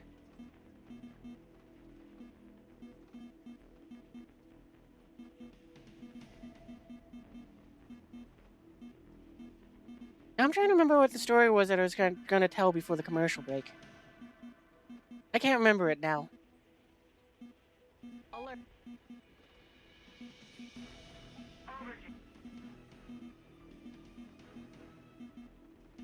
It's like I paused for the commercial breaks, then we had to get into the action. I kind of forgot. We're being raided! Hey, no one! Thanks for the raid! Well, welcome, raiders! We're grinding out with parts for this SU-27 SM with its own fancy paint shop. But and I was just in that period where it's like I can't remember what I was talking about before the we paused for a commercial break. Or I paused the story for a commercial break, and I can't remember what the story was. It's been going good. So far, Rechka, the grind has been okay, and I've been explaining one of the things that I'd learned just the other night, which was, you see the little circle that is on the target we just fired at? That tells me that the missile is doing the data link thing to use my aircraft's radar to see the target. Didn't know that's how that worked until recently. But I don't know if it works for oh, we should be going evasive. Chat. Chat. So yeah, I've been explaining notching a bit, and also how come it might not work even if you do everything right, and also how the data link stuff works. Chaff. Chaff. Missile break. Chaff. It's one of the few things I can do as an aviator to go and try to help other future aviators Chaff. get shot down just a little less. Break. Missile. Chaff. I know too much chaff out. I wasted so much. You love the Ukrainian skin? Yeah, me too. It looks so good. But also, I just I don't want to fly as a Russian. Alert. Предельная перегрузка. So I do this to cope. But you know, for everybody else to see, just so that they know whose side I'm on, we got that on the till. Missile warning. Oh, where's the missile coming from? Missile break. Okay, we're gonna roll into those missiles. Oh, okay, there's the missile. Break. Missile. Oh, I don't think I'm gonna dodge it. I don't think we're gonna get away from this one. Yeah, nope. Missile Oh, we got lucky there. break. Missile. That one we're gonna dodge easy. We need to get the ETs. This is Eagle Eye to GOM 1. Don't hold back this time. Shoot 'em all. Missile break. Oh, we wasted a missile. Sad. It's alright, it doesn't matter, we're still alive, and that's the most important thing. Break. Chaff. Chaff. Chaff. Flare. Oh, that's the thing I dislike the most about these aircraft. Hey, you want? Okay, let me catch up with chat now that I'm dead. You're pretty sure the second ring was launch range. That's what I thought too, but apparently it's what you call it, it just tells you that the missile's using your aircraft's radar. Like, you want to grind Germany air fast because of your fighter, and like, still you don't know if you should get the MiG-21 or the Tornado. You have literally no experience with jets, but you do know prop plans. So, okay, hang on. I'll go back to the hangar to kind of give you what information I have. So it really depends on your gameplay, Alex. Which one is going to be better for you? I don't think either one of them is a great multi-role aircraft, which of course are the best ones to go ahead and fly with. Oh, cool. We got an upgrade done. I guess we'll get the wing covers. Thanks for the follow, Saf for 24. I hope I said your name right. Okay, let's go over to the German tree, because I do own a MiG and the Tornado. So, first things first, I don't think the SU-24 is worth it. Because it's just in that funky battle rating. And it's kind of it's not good at either role to my understanding. But the Tornado is very good if you want to do ground pounding, since you bring enough missiles or bombs to go and bomb out, bomb out 2 bases.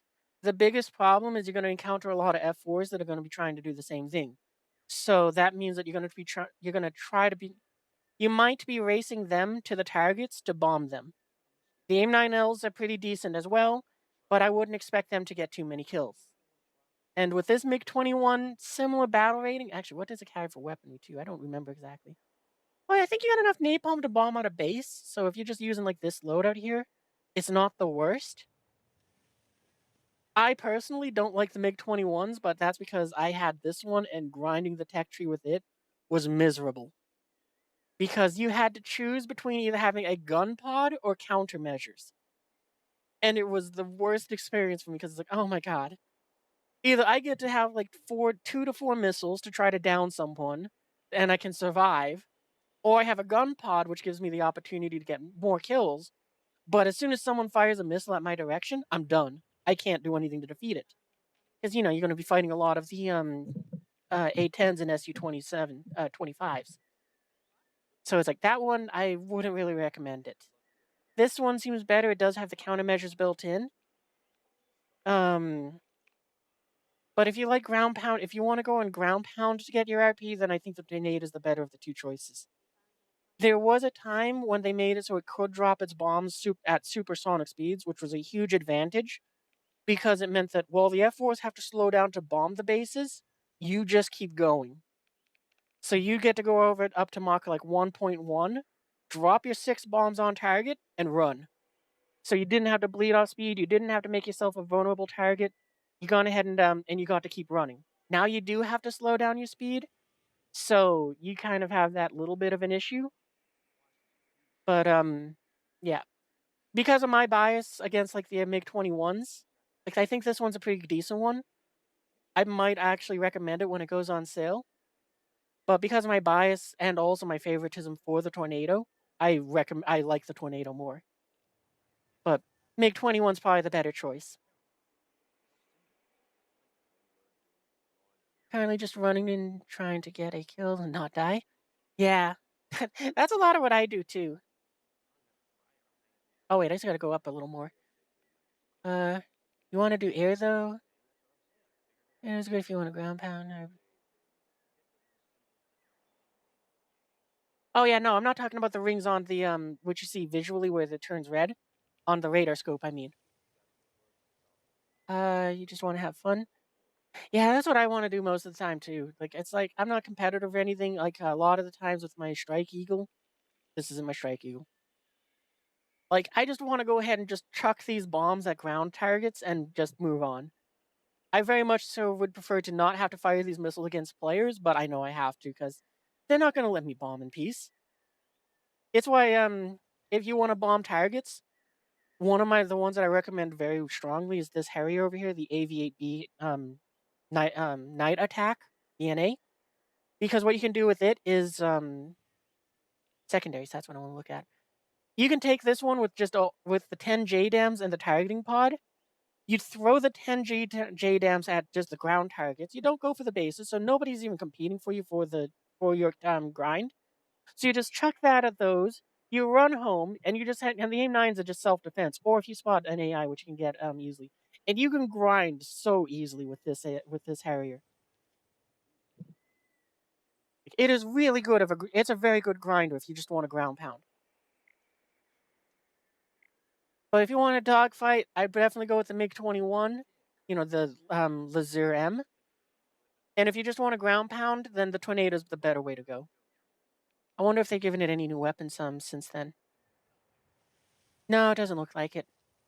Because yeah, even if you don't get to hit the bases, you can at least still use these 1,000-pound bombs to go hit ground targets to get yourself a dozen kills or more, depending on how you place the bombs and if you get and if you get lucky with the guns.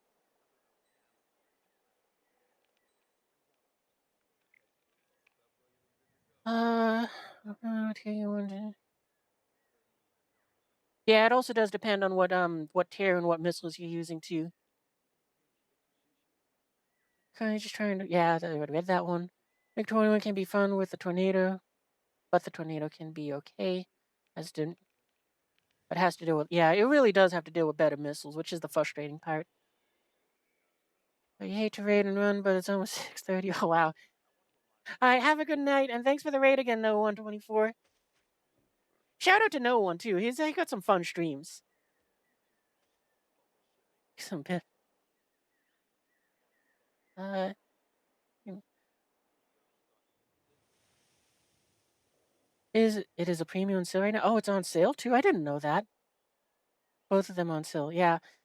So yeah, depending on what game style you want to play with, then that's what I would go with. The other thing, hang on, let's go back over to the Germans. We're just gonna take this thing into a test flight real quick. I need to put it on the runway. That's the wrong one.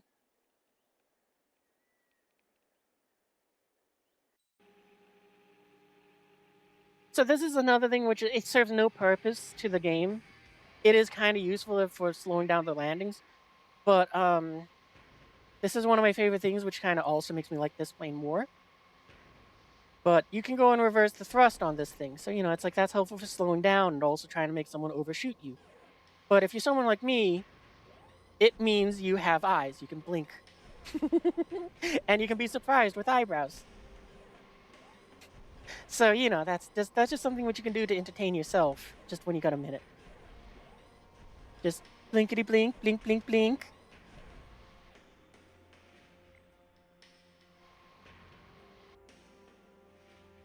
If you want to squad up, I do have a thing to go ahead and which pay points for I think right now it's 250 points. Why is my jet opening like that?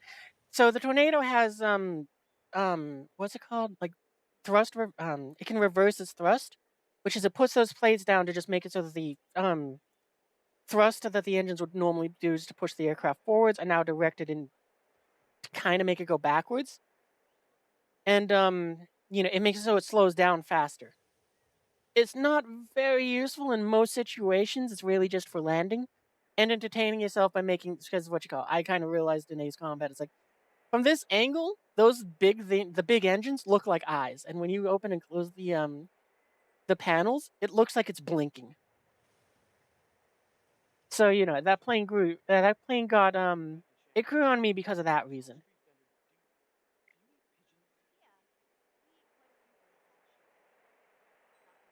All right. Also, like, do you remember what I was talking about before the commercial break? Because I can't remember it. I don't remember what story I was about to tell and kind of paused because of that. Inline is having for landing, slowing down as well. Yeah.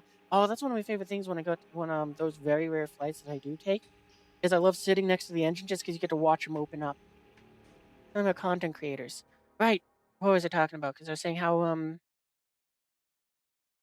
it was like what you call it, how I took elements from the other content creators, used that to kind of help myself build a blueprint, and then I gone ahead and was just using that to kind of what you call it, create my own thing in a sense, but trying to use what trying to use what I could learn from those that came before me to go ahead and make something to try to give myself a head start. So instead of me trying to be like being like a carbon copy of like Chibidoki or someone, it was like, no, I'll go and have what you call it. Like if I can think of something dumb and funny to do like she does, then I'll probably see if I can do it in my own version.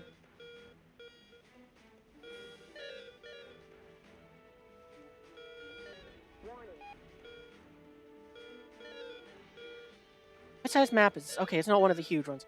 Wait, no, we're going the other way. We're taking a detour. Because I just remembered which one this is. Oh, but we're so far away. No, we can't detour that far to the telescope. Oh, but it's so good. God, your blood levels were getting too high in your caffeine system. Oh, oh, okay. No, I see what you mean there. Yeah, that's important to make sure that the caffeine levels stay high enough.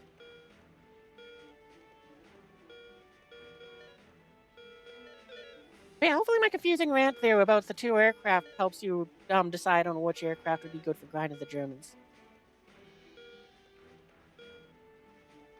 I myself haven't found a German aircraft that can help me grind it out just yet, but I think it's going to be the Tornado for me.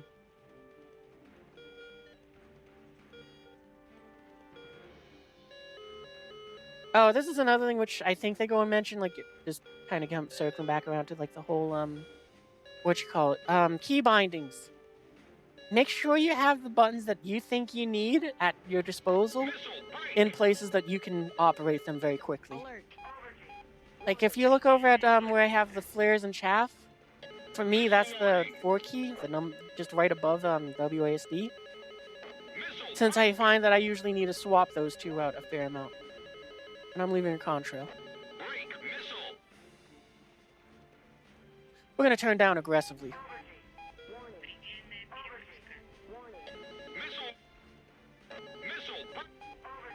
Because that will do two things. First off, we're no longer at the altitude the missile's going to be looking for. And also, we bled off speed, so we won't be in the same position that the missile is looking for. Alert. Alert. You've been going for M3, ME-262s under the B. Oh, those are fun planes. Alright, anyway. Let's see, what can we find with the radar?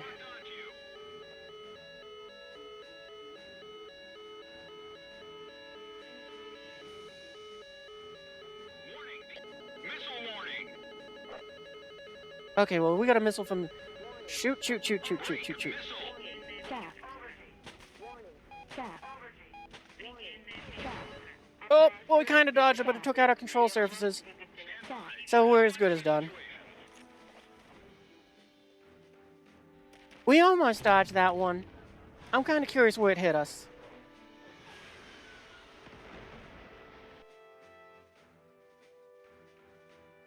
Kind of grinded your planes evenly on your German stuff? Yeah, the way how War Thunder works, that's definitely the best idea.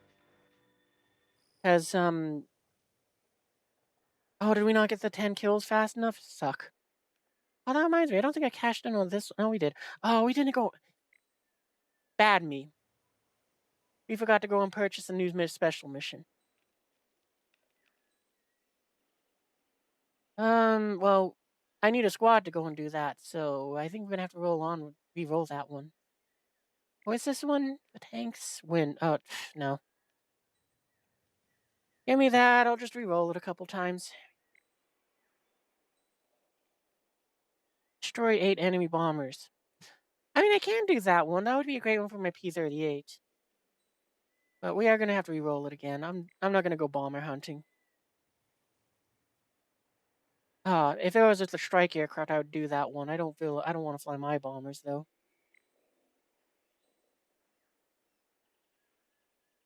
Okay, we can get those awards. I mean, that one's very easy with right? It doesn't say yeah. Okay. All right, we'll keep that one. We weren't gonna worry about it just yet, but that'll probably be something for me tomorrow.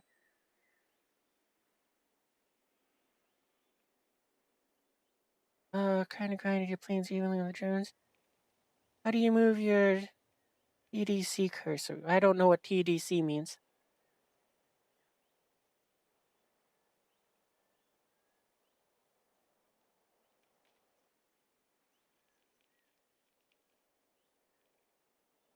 So yeah, I need you to explain to me what TDC means, and then I can answer that question. Because I am not smart enough to do that. The cursor on the radar calls it. Oh, okay. Hang on. Okay, now I can explain that. We're gonna use my eagle because I like it more, just to kind of demonstrate it and also explain it. We'll do the test flight thing. We're not gonna spawn on the airfield. We'll just go with 2 kilometers up. That's good enough. Gotta remember which controls it is. As if I do radar, will that find it?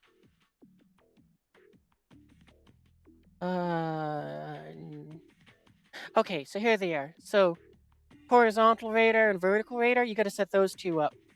I got them set up to my little the directional arrows on my keyboard, so that way I can go ahead and point them around. That's how you go ahead and will use your TWS to go ahead and pick a target to fire at. Oh, there's also a setting which I think you got to turn off too. Or you can leave it on if if it makes sense to you. But in air battles, I think it is. I think it's this one: target cyclic switching of aircraft radars. I think that one is the one that you need to turn off if you want to pick your target yourself. If it's on, then you might need less keys because it'll try to just move through the different targets as if they were numbered 1 through 4. It'll be like 1, 2, 3, 4, etc. But anyway, so I got those. Those ones control that. Oh, what's the other one? Here it is. So tilt controls where the radar is looking vertically, like up and down from the aircraft. So as you can see, there's like the little green bars that are dancing up and down. That tells me where my radar is looking in relation on the screen. So, it's looking over there where those 2 aircraft are. But if I raise the nose of the aircraft, the game will try to keep the radar on the horizon. But if those targets weren't on the horizon and they were below the horizon, I can use that tilt to point the radar further down. So, if I needed to, as you can see, you can sweep all the way down here. So, like, if I was just going with what the game has, I wouldn't be able to see those 2 aircraft there at all. Well, right now, they're notching me, so I can't see them anyways.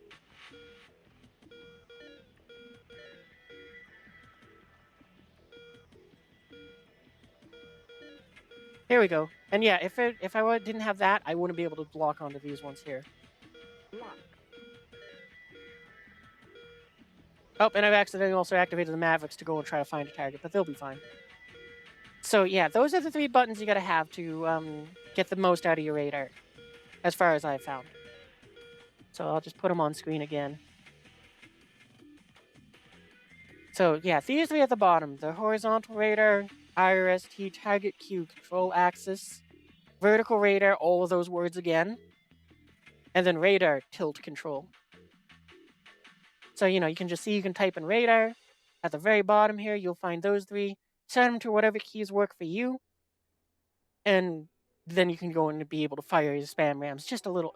Oh, I just realized I said all of that through ads. I'm sorry, chat. I'll repeat myself in just in 5 seconds.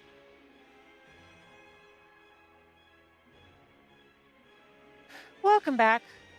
So I just realized I was talking to ads. So the last minute or so, I just I was being impolite.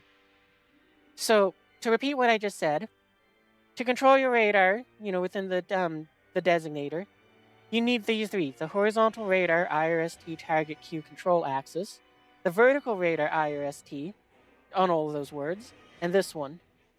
And the horizontal and vertical control what's inside of the little radar box. Thanks for the follow, Godzilla fan 1952. That's a good name. And this one will control what you physically see, just to kind of go over it one more time now that I'm not adding commercials. So horizontal and vertical is inside of this little radar box over here, where it says TWS above it. That's how I guide the radar where I need it to be to lock them on. And the tilt control controls the vertical in relation to the aircraft. That's how I was able to point the radar that far down to see those aircraft versus what War Thunder would have where it's up there. A little higher, actually. And to know where your radar is looking, you have these two sweeping bars, the little green ones that are sweeping back and forth, and they say where it is on your screen that they're looking. So that's how you can know where your radar is looking, so that's how you can try to point it where you need it to line up that shot and get that spam ram kill. Thanks for the help. Yeah, the radar controls set, but you don't know. You need to turn off the options in options. Oh yeah, right, I did forget that one too. Because yeah, also in here is options. Air battles.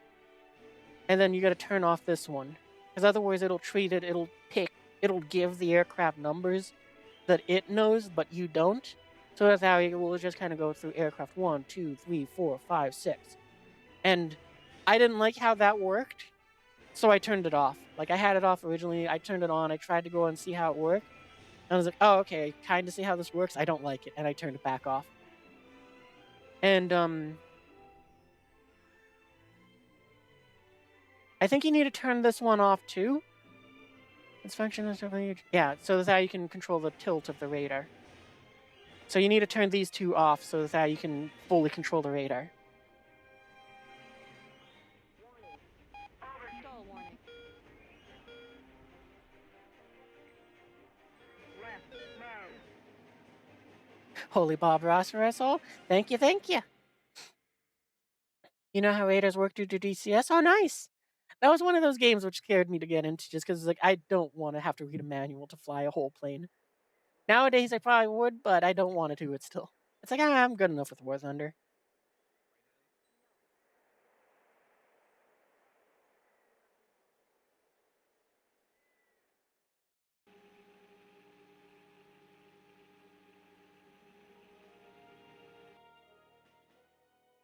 You had to learn how radars work, so you learned all of that. Oh, nice.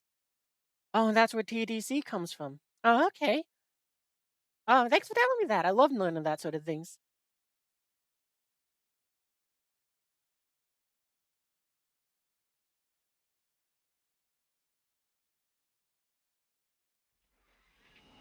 Yeah, for me, all this aviation stuff I've learned, it started off with like World War II things, then Ace Combat, then I got and watched like dogfights on History Channel when they used to do history stuff, and then a lot of it is also from War Thunder too. But a lot of, actually, a vast majority of my knowledge comes from just looking it up on YouTube. Not gonna lie, you have so many hours in War Thunder, but the majority of it is just playing private custom matches against your friends. Oh, that's always fun.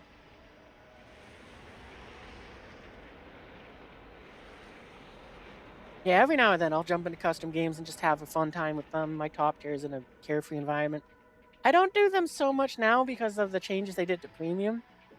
Because one of the best things about premium, which is why I encourage buying it when it's half off, like it is right now, for another about 3-ish hours, is it makes it so that your aircraft, if you get shot down, it's free, which is phenomenal because it allows you to go into a match carefree, suck, die, and say, well, that blows, but at least I learned something. Don't be an idiot when flying, or whatever it is that you learn. Usually for me, it's I get shot down and go, well, that sucks. Now I learned don't be an idiot while flying.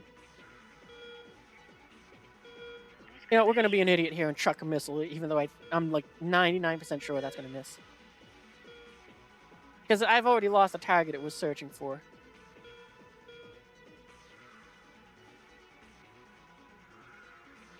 I think that was the one I was looking for.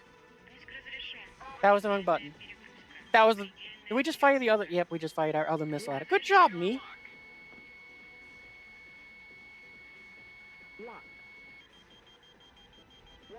Well, we don't need that on anymore. Go, missile, go! Oh, I think he's defeated that one. Also, it was the wrong missile again. That missile was 100% wasted. See what I mean with that? I'm just an idiot most of the time.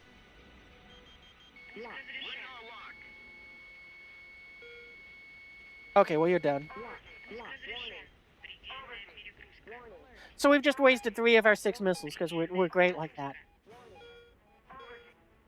Alert. Main thing is that when you play games, you're very big on playing with other people. Very really enjoy playing games by yourself, so you and your friends will have a game right. You do custom battles, fight each other, can't do actual matches and stuff. Oh wow, you can have a larger group.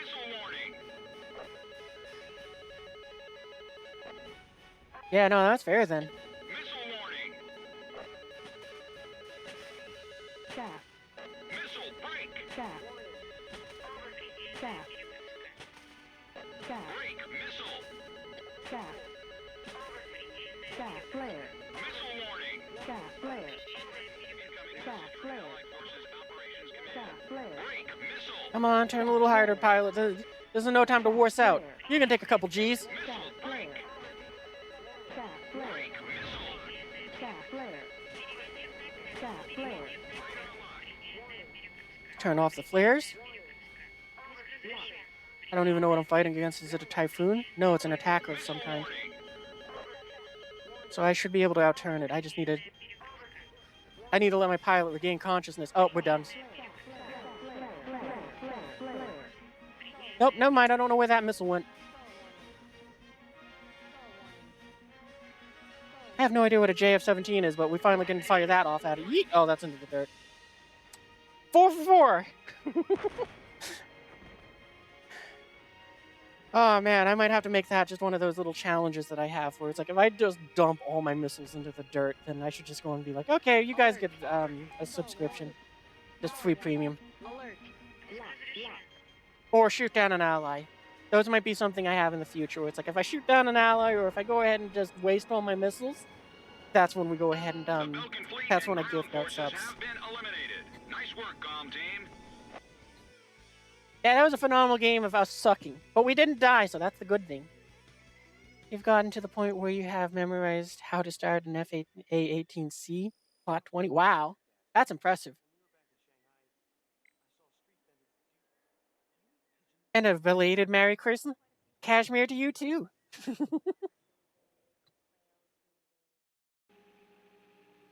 Yeah, hopefully you guys had a good... Hopefully your holidays were as good or better than mine.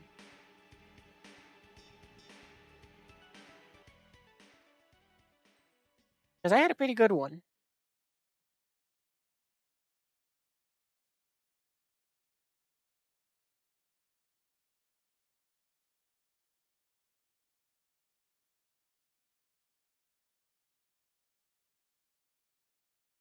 Actually, if you lived in Hawaii, then Christmas ended 45 minutes ago.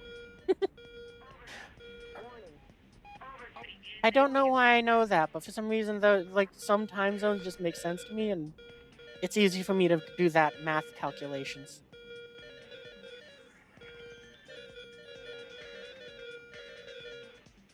Like, and I think another one, which is another weird one, where for me is like is Japan.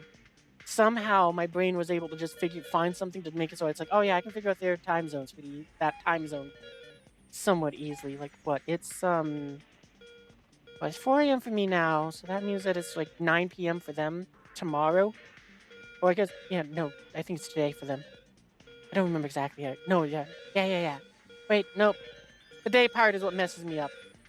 All I know is it's like about 9 p.m. for them there.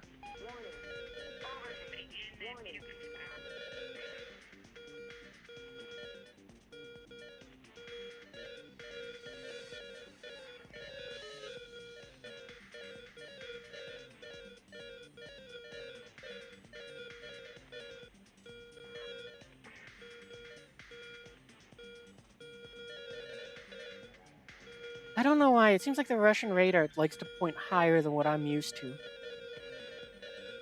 'Cause it seems to be sweeping high in the sky for stuff, and I want it going for the lower down targets.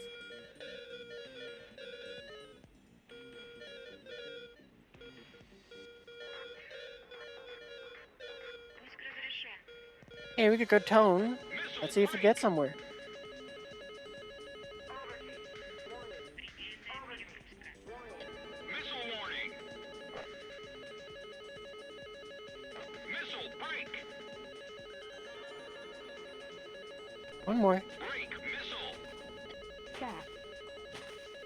Chaff. Missile warning! Chaff. Missile Well, thankfully, none of the missiles are going for us. Ah, I spoke too soon. Some need info on the F-22 that's pretty well known. All right, I'm in. I'm curious if I know it already or not.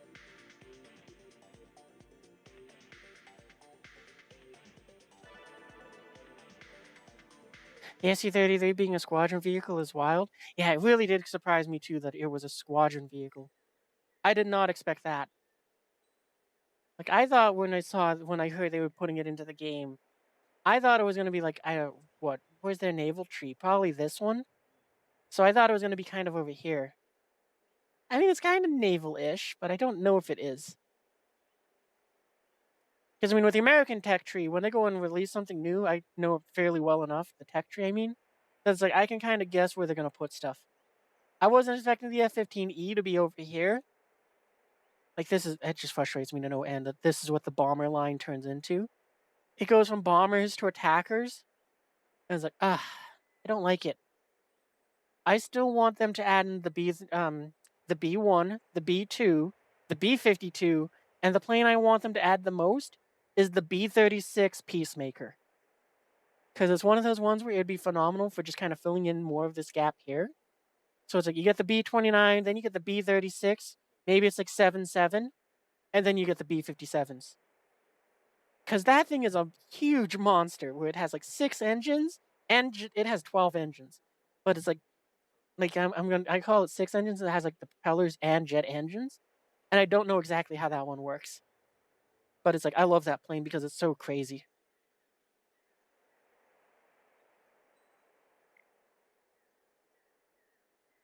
Like I feel like I'd probably put the B1 above the B2. And the reason I do that is because I'd want to implement in it has this thing where it can use its um the the radar altitude to go ahead and fly at an altitude above the ground without the pilot having to control the aircraft. And that would be so much fun in ground battles if you set it to 100 feet off the ground.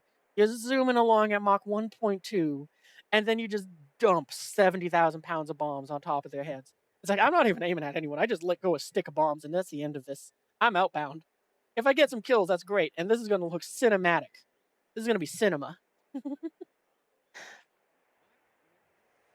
The cross section of the F-22 is about the size of a bumblebee, which means radars. Oh yeah, I love that fun fact. I've heard it so many times. There's a guy called Habitual Line Crosser, which had a joke, which was really funny about that too. Only like $40 worth of GE. The SU-33? Oh, I didn't realize it was that cheap. And I'm saying cheap, like it kind of is for War Thunder, but it's also in quotation marks. The only squadron vehicle I own is because I did buy it with the Golden Eagles I had, and because I really wanted to go and just kind of test it out. I expected this to be garbage, but it's like it's not bad. It also looks good in this paint job. Like this aircraft, the best thing about it is it can climb phenomenally well. Like it is great for ground battles because of that ability to climb. You can just climb so high that people aren't expecting you to be up there. So some like I want to say like maybe 1/3 of the time, the enemy aircraft don't look high enough to hunt you down. So you're stealthy because of that. And the stealth is helpful because if somebody is on their SAM and they're exclusively looking at their radar screen, forgetting that there's a whole rest of the other screen to look with, then you are invisible to them from that. But with the way how War Thunder works, this thing's stealth is very much so a gimmick, and it is very much so Russian stealth, because this thing is not as stealthy as what it probably should be. But all of that aside, the thing which is funny is because you can climb so well, you don't really care that you're not stealthy. You just get to have a laugh as you watch the SAMs throw their missiles up there and they detonate like 2,000 feet below you. You have a lot of squadron and premium vehicles simply because you're not trying to grind War Thunder and you mostly play custom matches with your friends. Yeah, I have a bunch of I pretty much buy the planes that I like, and I don't really care to grind or anything like that. And I only buy them, with a few exceptions, when they go on sale. So you know what you call it, like a vast majority of the premiums you see here, I waited till the planes were half off, and then I picked them up that way.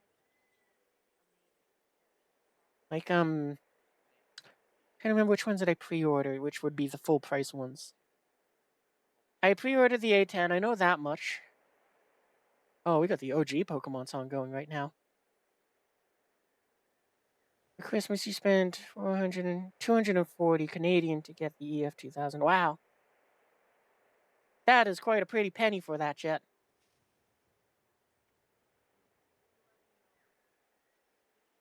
The last time I paid any money for a plane like that, well, excluding the F-117, was definitely before War Thunder had the current ranking system. So, like 8-ish years ago. Well, just kind of circling back around to it. Another one which I paid full price for was the Tornado.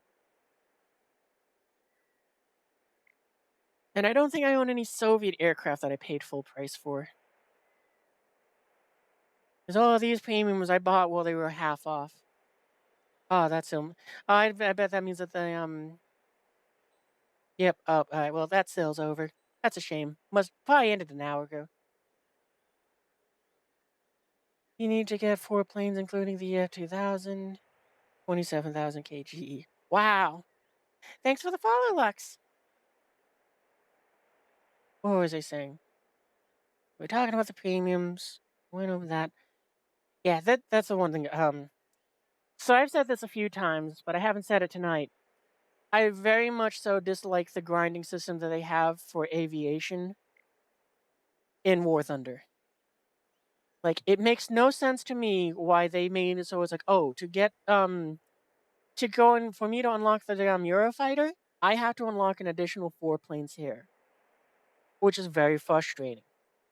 Because I wish that for aviation exclusively, not tanks or naval, but for aviation alone, I wish they would just allow me to pick a tech, one of the branches of the tech tree and grind through it like how you could in World of Tanks or World of Warships. I could just say, I want my Eurofighter Typhoon. I just want to grind at these aircraft. So I get to focus my energy and I get to go and focus my resources into getting the Eurofighter. Not getting this MiG-21, this MiG-23, and maybe one more of the other aircraft over here and everything below it. So I can do that. It's like, I just don't like that system. It makes sense with tanks because even in realistic in like all game modes, to my understanding, for the tanks, it's like, yeah, you bring in a lineup, you bring in like these 3 vehicles into a fight because you can respawn multiple times. But aviation, you don't get that. So I would either well, yeah, I just want them to change it.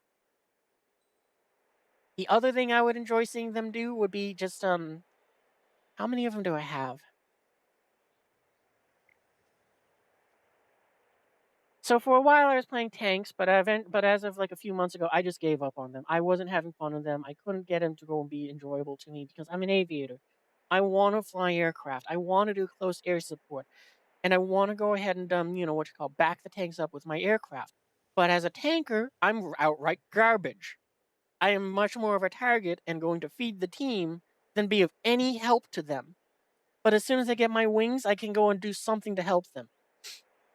And because of that, it's why I have 435 backups, because I just can never get to use them. Personally, I don't use them with the tanks because I suck and die in them. So, I don't use them for that. And I don't play any game modes with aviation where I can use them. So, for realistic, I'd appreciate it if they made it so that it's like, what you call it, this SU-27, I get shot down, I go, well, that blows, but I can use a backup, and I can send it out again in the same game. Not only will it make them last longer, but it'll also help you from using those boosters and not get a sucky game where it's like, oh, you get nothing for a 300% booster. Like, those are the two changes I'd make to War Thunder Aviation if I got the chance to.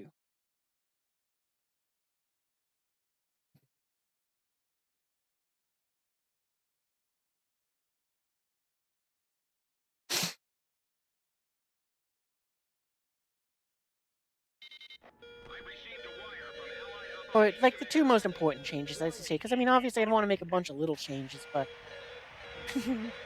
Let's play! Well, I need you're supposed to type your in-game name with that, so that I know who I'm supposed to go and send an invite to. Because I don't know if you're Lux 1 in War Thunder. Oh, you did? Oh, okay, then I'm just blind. That doesn't surprise me. Let's see, where is it? I also just realized I forgot to have the... That's not the right thing. Well, hang on a second here. I'll figure this out. Oh, I'm just terrible. Wow. Why am I this bad?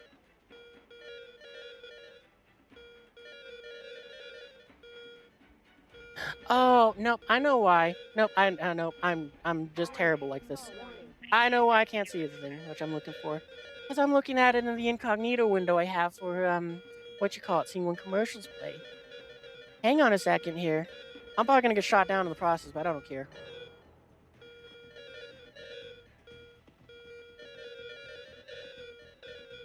It's above. Your in-game name is... Okay, there we go. Yeah, like I said, I'm just blind. And terrible. Let's see, and I should go and also open up the thing that I have to go and check that off. Okay, there we go, we got that. Missile warning. Somehow we're not dead, but we are too high up, and also now we gotta go evasive. Warning. Chaff. Alert. Missile break. Chaff. Missile Chaff. break. Missile. Chaff. Chaff. Alright, so yeah, now I got your name. I can go ahead and send you the invite after this one. Chaff. Missile warning. Leaving for landing. Alright, we should be able to turn back in, I hope now. Alert. Radar, what do you see? That's not the right missile. That's not the one either. Разрешен. And that's not the... Okay. Looks like everyone's notching. Пуск разрешен. Returning to the base. That's the wrong button.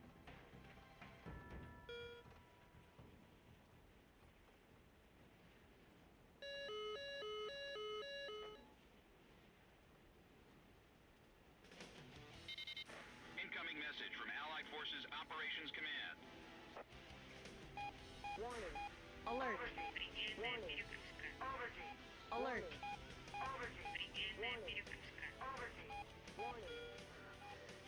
Alert.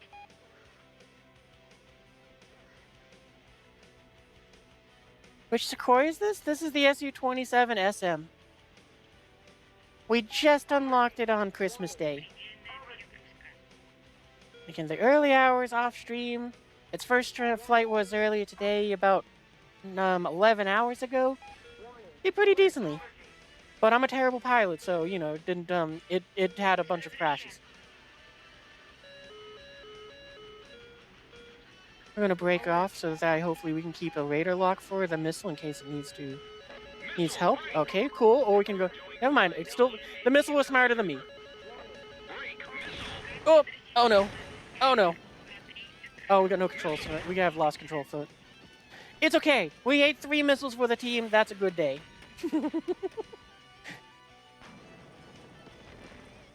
Alright, return to hangar.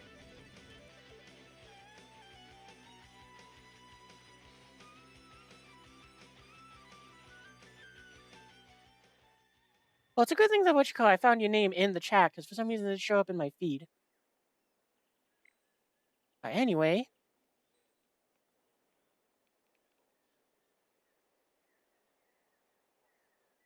Invite the squad.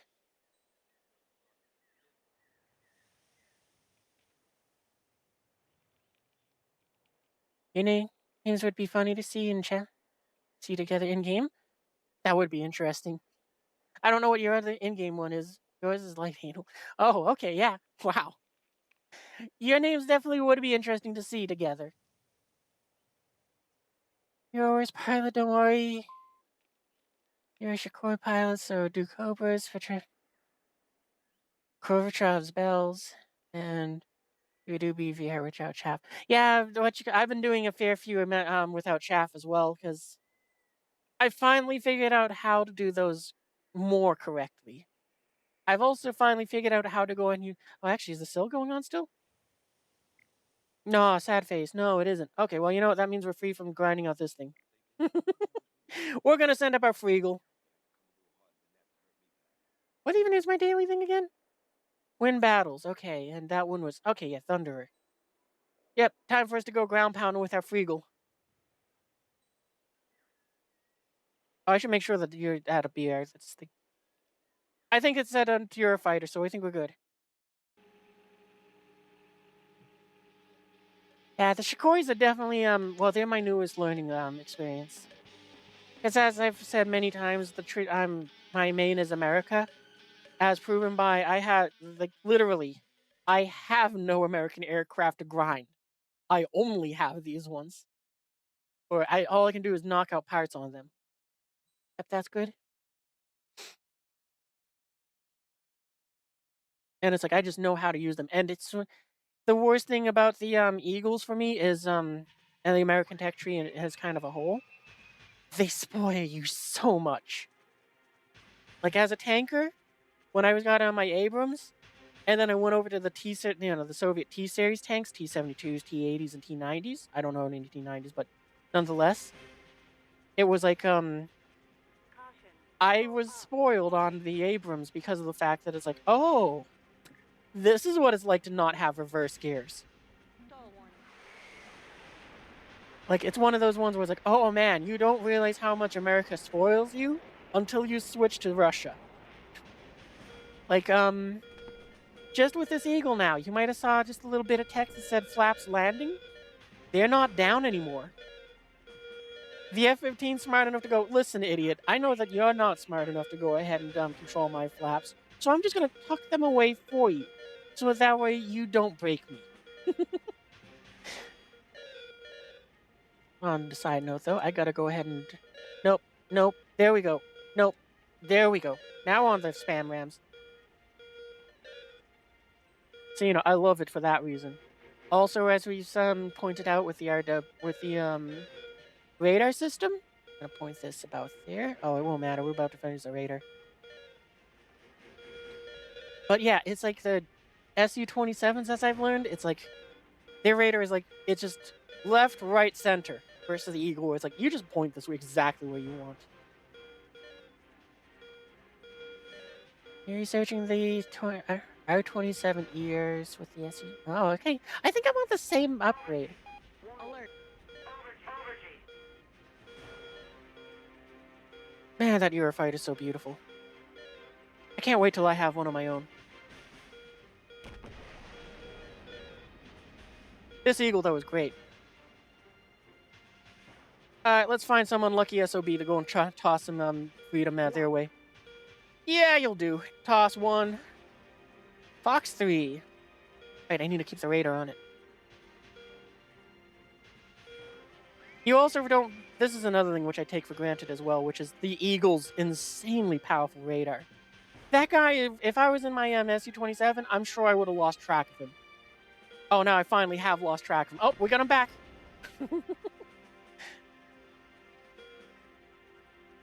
Oh, we're over the air. We're supposed to be ground pounding. Alert. Okay, we got the AGMs. That'll do. Good enough for now.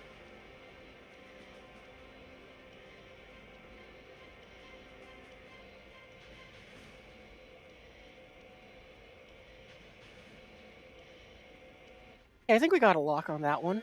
I don't know where it went, though. Alert. Emergency transmission from Allied HQ. 1, 2, 3, 4. I'm sure there's a faster way for me to do this than what I'm doing, but it's good enough. 1, 2, 3, 4. Shut down. And also probably a safer way for the sake of not dropping altitude.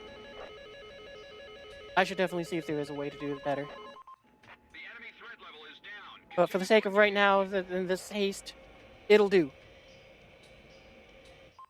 Also, this is why, having these JDAM bombs, even though these are glide bombs, are great for the sake of grinding RP. On the target.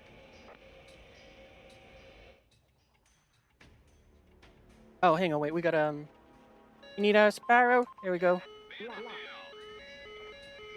Shaft flare. Shaft flare. Shaft flare. Shaft flare. Shaft flare. We'll let the countermeasures keep going for a little bit here. Shaft flare. 1, 2. Oh, wait, we're too fast. Shaft flare. Shaft flare. Shaft flare. Okay, we're not dropping all those ones. They're gone. Shaft flare. Shaft flare. Shaft flare. Alert. Warning. Roll out. I need the... There we go, Mavics. Will do.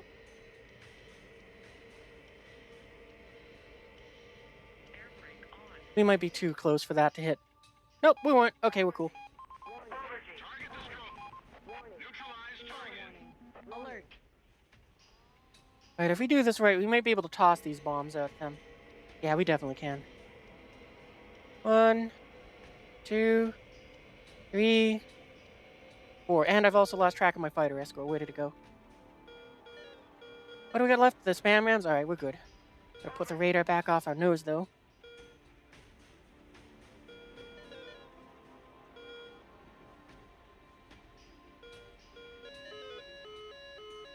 Missile break. You're a rank before. Oh, shoot! Missile, missile, missile! We're donezo's. Yep, I didn't even see that one. Nice shooting. That was a good one. You've got. Oh, I missed what you said in game because I just clicked out too fast. Hope after the ring repair you might go for bombs. Yeah, that's a good one to go for. Oh wait, we got Wait, no, cancel. No, I don't want to go. Cancel, cancel. We're not ready to go. I need to collect this thing, whatever it was. There we go. Oh, okay, that was the second one for today. What was I gonna say? Right, ring repair. You forgot how much. You forgot how much of the rocket ship the Eagle is. It really is. Like America bases. Oh, this is one. I'm trying to remember which video I saw this in because it was kind of doing a history of the Eagle. And it's like normally when you're making something like a tank or an aircraft or something, there's kind of like the power triangle where it's like you got offense, defense, and speed. And normally you got to pick 2 of those. You can pick 2 of them. So it's like I want max armor and max offense. It's like okay, so your speed is terrible. So you get a T-28, the World War II tank destroyer that America has, the Doom Turtle, one of the Doom Turtles. Or it's like you choose to go ahead and have firepower and speed, and you got the M18 Hellcat. And then when the F-15 Eagle came along, because America was so terrified of what one of the Soviet aircraft could do, I can't remember which one it is. America, when they said, okay, so you got to pick 2 of the 3 categories, which 2 do you want? America just said, yes. And they went, you can't take all 3. You have to pick 2. And America went, no, yes. We want yes. So this thing has speed, offense, and defense. And it's like, it's so busted. And also makes you realize how much they had to go ahead and, it's like, it always makes me laugh. You said you forgot how much of a rocket ship the Eagle is. Okay, with that. Yeah, the Eagle can be classified as a rocket ship as it has enough thrust to not exactly. It is so funny. It was a MiG-25. That's what it was. Yeah, what you call it. And this thing, This is an aircraft that is funny to me because War Thunder has a reputation of having a Russian bias.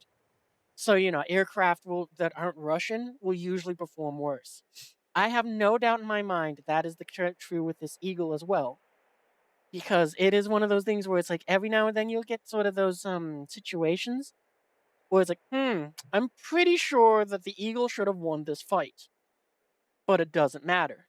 And the reason why is because even with all of that bias, Gaijin clearly had met their match because this thing was so overpowered that they went, listen, we have to go and figure out a way how to nerf it. Let's introduce the data link system so that all the aircraft can't fire the maximum amount of missiles at all the different targets. Okay, how many can the Eagle launch? Well, let's go through this a little differently. Okay, so let's go and try to tip the tables back in Russia's favor. So what can the Su-27 do? It can launch 2. Okay, that's not bad. What about the Harrier? It can also launch 2. Okay, this is seeming pretty good. What can the oh, what was it? I think it was something German, but it might have been something Japanese. Well, it's like, okay, well, what about this plane? Oh, it can do 4. So it's like, okay, so that's a little bit better than an Su-27. What can the F-16 do? It can do 6. Well, that's getting a little crazy. It carries 6 missiles and it can fire all of them and guide them to targets. And it's like, yeah, it can do that. Okay. And what about the Eagle? Well, the Eagle can go ahead and give data links to 8 missiles at one time. I can yeet all 8 of my missiles if I'm carrying them at 8 different targets and go, here you go, missiles. Here's the information you need to kill something. I'm just not that good. So to me, it's like the funniest thing where it's like, I swear, War Thunder brought the data link system in to try to nerf the Eagle and the other American aircraft, but it backfired on them. The A-25 was a one-trick pony like the Eagle. It flew high and fast, and that was all, and it carried 4 missiles used as a dogfight. Ah. Yeah, it was an interceptor to go and take down bombers. You hate the Eagle now? Yeah, it's a plane that is way too... It is one of those planes that's far too overpowered in real life, so when it came into War Thunder, even with them nerfing it by a tremendous amount, I bet, I would not be surprised if this Eagle is like 5% of what a real one could do. It's like the insanity. Trade point, the missiles have their own radar, and after a certain point, they swap to their internal radar, or they should. Yeah, I think the rough estimate is the missiles will switch to their own guidance once they're about 13 kilometers from the target. In which case they will pit bull onto a target. But this is where the data link, as I learned within the last 48 hours, comes into play. So, if you're stupid like me, then you didn't realize that the missile needs the use of the radar to guide itself to the target after launch. So, first off, you have that after the initial launch, which is like, yeah, it kind of took me a while to realize, oh, I need to guide it to the target. So, first there's that. Let's see if we can find something on our radar. Because I'll waste a missile just for the sake of it. I need to point it down a little more. I mean, it's so insane because also we reach out to 150 kilometers. 148, but we're rounding. Versus the Soviet 100. The Eurofighter Typhoon is so fast. It really is. Look at that thing catch up to us. We're a rocket ship and we're laden with freedom. But that's not the point here. There we go. That's a good guy. Oh, can we get someone closer? Ah, whatever. That's good enough. So, we got good tone on that guy. We're going to toss the missile that way. And as you can see, the target has a circle around it. That's because the missile's using my radar to guide in on that target. After it pit bulls, if it loses the target, then what it'll do is it'll go ahead and say, hey, Eagle, I've lost the target. Can you see it? And at which point my radar, if my Eagle can see it, it'll say, yeah, here's the target again, missile. And it will guide it in as if it was a Fox 1 to some extent. And, that's... Oh, hang on, wait, we gotta go evasive. We also forgot that we have to go and drop bombs. Missile break. Break missile.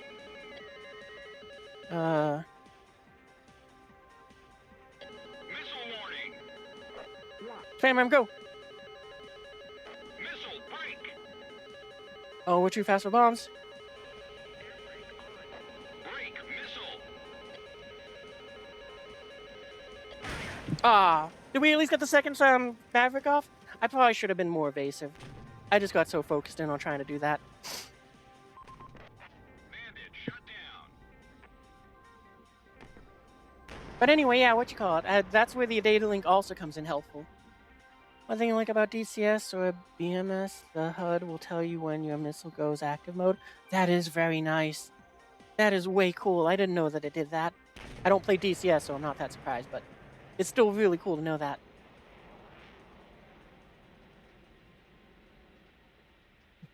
Yours goes to 100 kilometers? You want the SC-34? The SC-34 does look like a good plane. Oh, right, I was going to say this earlier, but this is a great time to demonstrate it. But one thing which I got too used to with the NATO planes is the countermeasures coming out of the bottom. A match earlier, the countermeasures fooled the missile, with my SU-27. But because I'm so used to the NATO planes, I pulled up into the missile that was defeated by the countermeasures because the countermeasures come out of the top of the aircraft. So I undefeated my countermeasures and put the missile back on target. Allied support operation is going as planned. Because I'm that great of a pilot. The Su-34 has a toilet for the crew. Wow, that's awesome.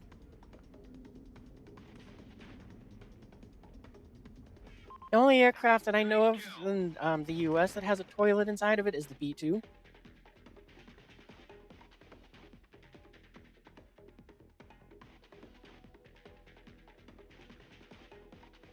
And I can't wait till I have my own Eurofighter.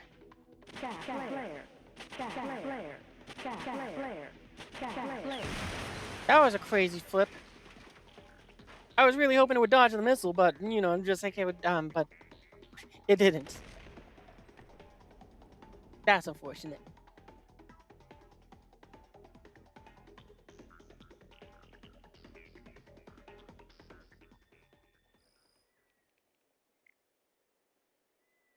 I want to see the toilet inside of that thing now.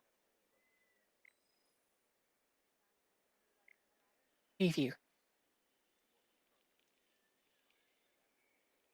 Zoom in real close. I can't see it from here. I wonder if we can do a test flight with this thing. Probably not, just because I have too... Yeah, I can't. Sag.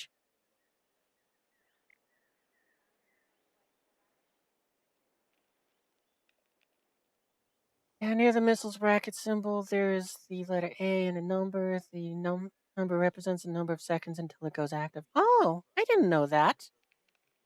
The only thing which I knew about missiles was, this is one of those fun things you can look for in movies, because they goof this up all the time. But you see that the brown stripes there mean that, if I remember this correctly, I might get it backwards. But anyway, brown means it has a rocket motor, so that, it can fly. And the yellow stripe there means it has a warhead attached to it. So, it's one of those fun things you can look for in like movies to see if the crew got it right or not. Like, there's a movie that I like very much so called Tears of the Sun, where it's very funny because when you look at the F-18s that come fly in, all of their munitions are painted bright blue, the missiles and bombs, because all of those weapons are training rounds, and the crew forgot to put skins like this on them.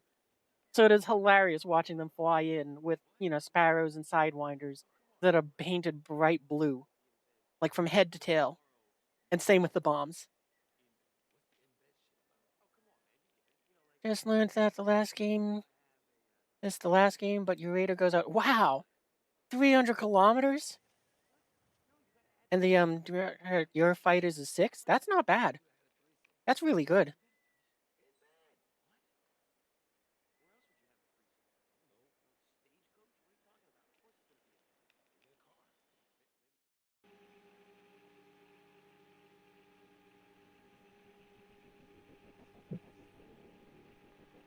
You're waiting for your MiG-29's engines to turn on? Currently have 2 AIM 10BS and 6 AIM 9Ms. I don't know what the AIM 10BS is. I'm guessing you meant AMRAAMs, the AIM 120s? AIM-120Bs, yeah. Yeah, I got one, well, because of the loadout, I should probably, actually, you know what, let's take this thing up as a fighter.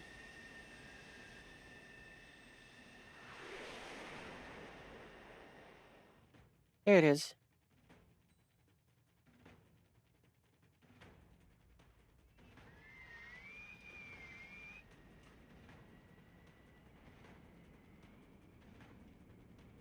I forgot that I have the drop tank set in line.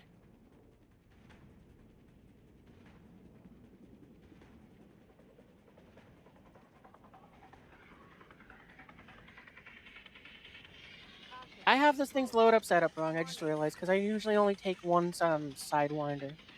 For the simple reason of, I don't usually get to use them all too much. The AMRAMs do most of the work. Ah, that's fine. Time to fly, then crash. Sounds like a good plan. Mine's probably gonna be flying and then get shot down.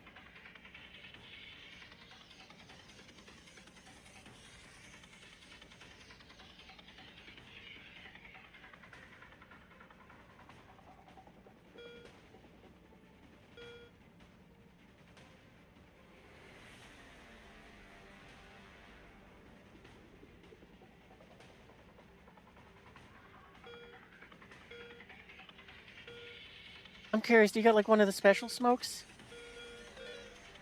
Hard to tell. It looks like it might just be white smoke, but I would guess it also makes me wonder if it's like that like Christmas one.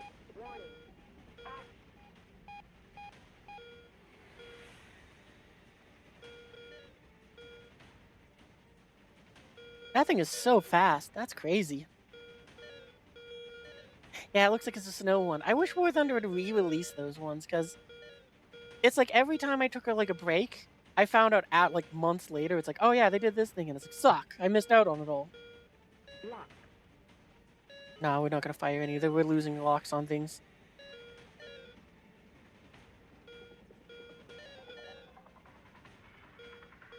That one seems pretty solid. All right, toss it.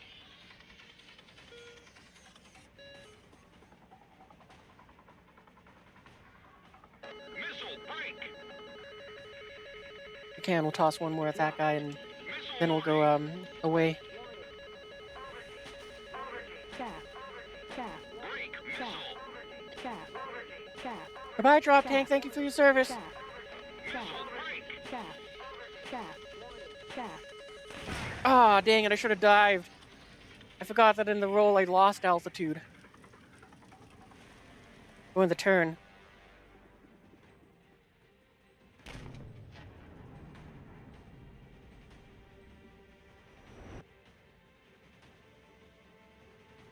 While you're flying around, I'm gonna go ahead and modify this loader just a little bit. How the hell do you navigate in the MiG-29? Good question. I have no idea.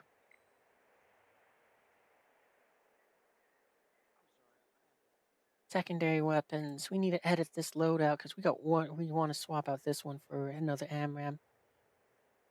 I should probably make one that also. Well, doesn't matter. We can always just ditch those if we wanted to. Only reason why we wouldn't is because if we wanted more drop tanks.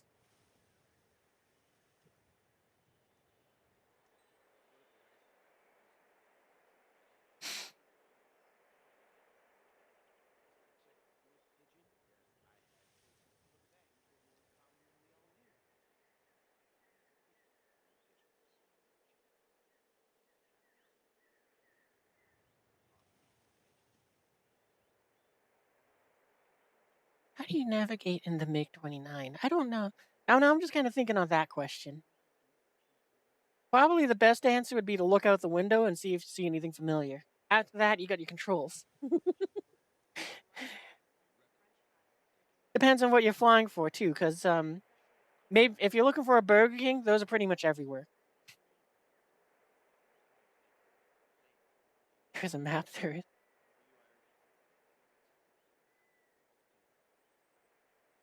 There is a map inside of the MiG-29. Unfortunately, it only leads to the nearest liquor store so that I can load up on vodka. You ready to go again? You died? Ah, rip.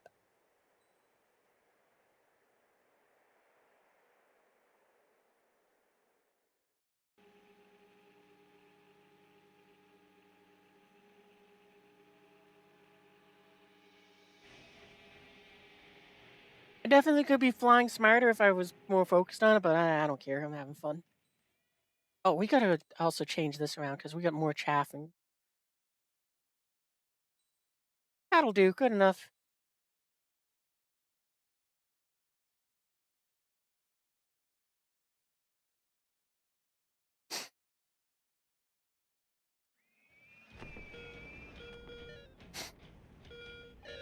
Oh, F10, like as in the key in Alert. DCS. Gotcha, gotcha.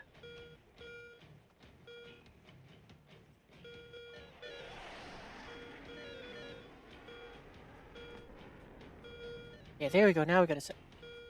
There we go. I'm less dumb.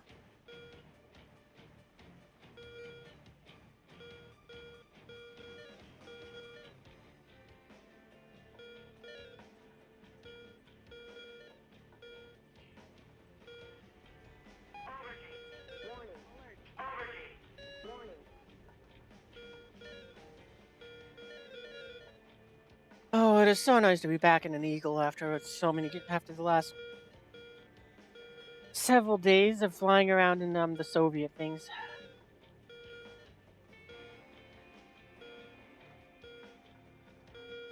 Like again, it's like you take this for granted, but the fact that I can just guide my radar where I need it and not it just be kind of like, oh yeah, it's in one of these 3 clusters. Left, right, or front, those are your options. It's like so nice. Yeah, we'll toss one your way. I'm not gonna guide it in. I'm not gonna it's gonna miss, most likely. Lock. Lock. Alright, and there we go. That's what we're guiding in.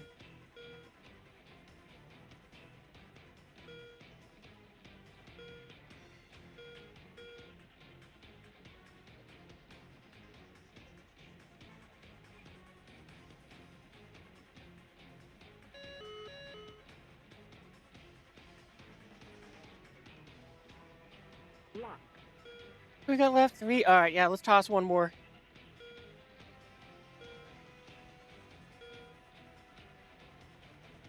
Usually when I fire these, I don't expect them to hit anything. I just use them to suppress the enemy. Alert.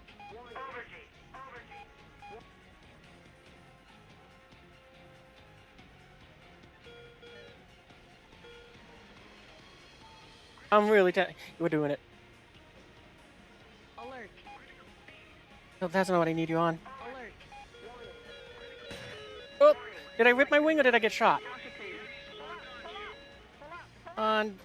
Give me a little more control of the aircraft. I need to get it slowed down a bit more. Okay, there we go. I can't tell if I was hit by something or if I gone and just snapped the wing because I wasn't paying attention to the overspeed issue. Lock.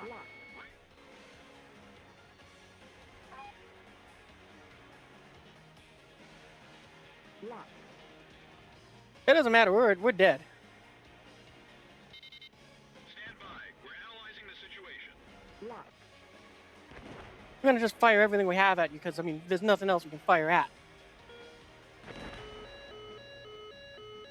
including the Maverick missiles.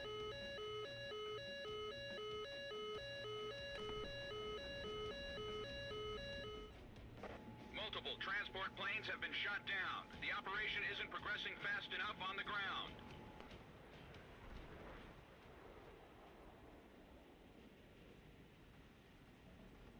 Where are we? Okay, we're kind of close to an airfield. I think we're going too fast though for the airfield. But we will try to turn this thing around and get it. Missile warning. Shaft flare. Shaft flare. Shaft flare. Shaft flare. Shaft flare. Shaft flare. Shaft flare. Shaft flare. Missile break. Yeah, we're gonna fly for the farther away airfield. We got the gas to make it out to that. Break. Missile. Shaft flare. Shaft flare. Shaft flare. Shaft flare. Shaft Oh flare. man, look at all the Shaft flare. red Shaft missiles going flare. for Rooster. Shaft flare. Oh, unfortunately, one of them got him.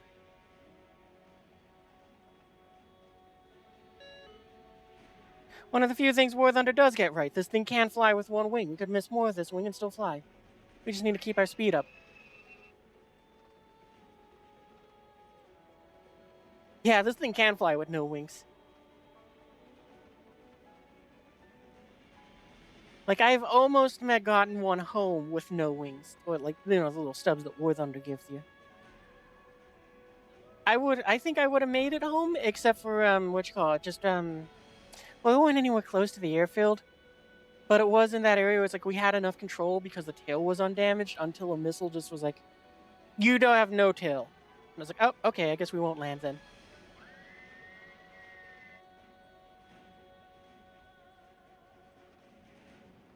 Alright, we gotta bring this thing down to about 300 knots before I can drop the gear.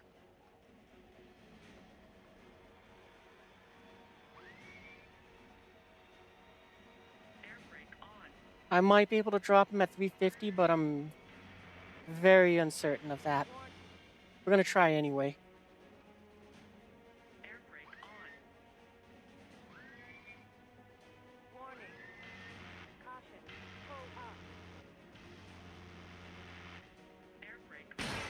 Alright, well, we didn't need that gear anyway.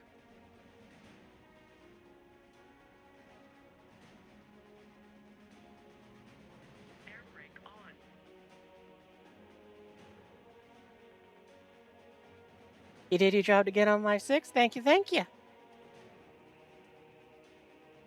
I feel bad because it's like you had to sacrifice your plane because I was an idiot and snapped one of my wings. I'm going to assume that I oversped the wing, but it might have been a missile. But just because the damage is exclusively to the wing, I have to assume I oversped. Because I put the thing into a steep dive, I was a little too kill hungry. It's fine. Nah, not in my books. I should have been a better pilot to go and not snap my wings. Because I could have also stayed in the fight better if I had done that.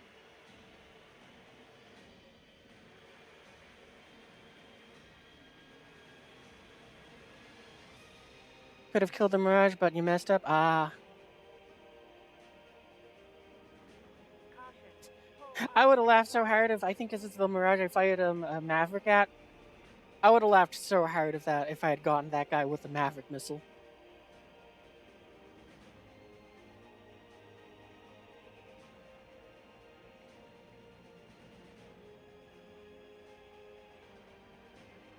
How many do they got left? Oop, that's the wrong button. Oh, I was so worried I was going to snap my things. Okay, so that's the last guy alive on their team.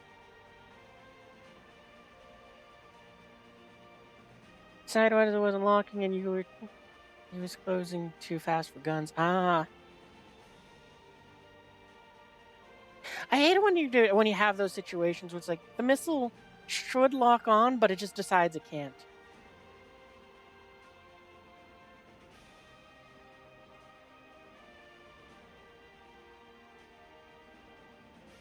Yeah, that's the friendly. Good thing is you can tell which one is the friendly because it has the little like line above it. I think these are bot. No, that's a friendly. Okay.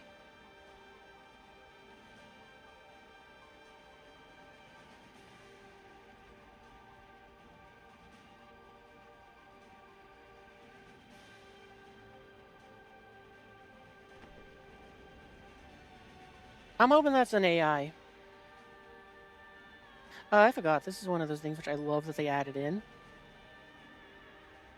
It's very nice just being able to go ahead and zoom in on the map and also designate where I want to drop my rockets in advance. Just making it even easier for me to go and find my target. Yeah, we'll toss a second one. I mean, I probably shouldn't, but eh.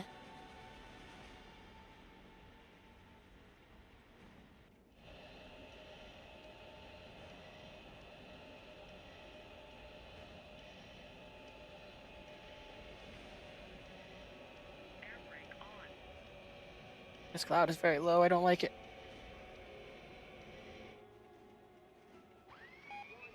Alert. Yeah, hits. Ah, hey, we got a kill. Let's go. I wonder if we can spin around before we go ahead and get him. I think we're not going to have enough time to get this thing around again. Yeah, final blow. That's okay. Job well done. Hey, Coffee, welcome to the stream. Merry Christmas. Belated Merry Christmas to you as well.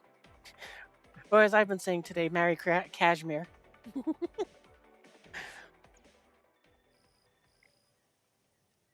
I forgot we're working. I forgot we had parts to upgrade on this one.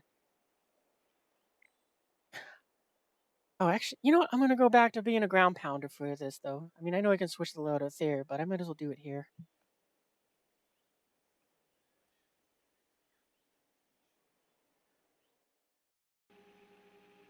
Which lightning pod do I use?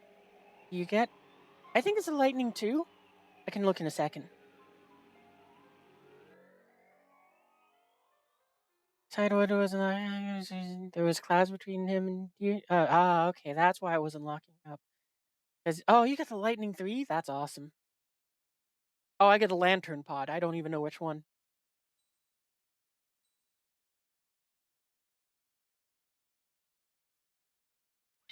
This is Eagle Eye to GOM 1. Don't hold back this time. Shoot 'em all. I forgot to adjust my countermeasures.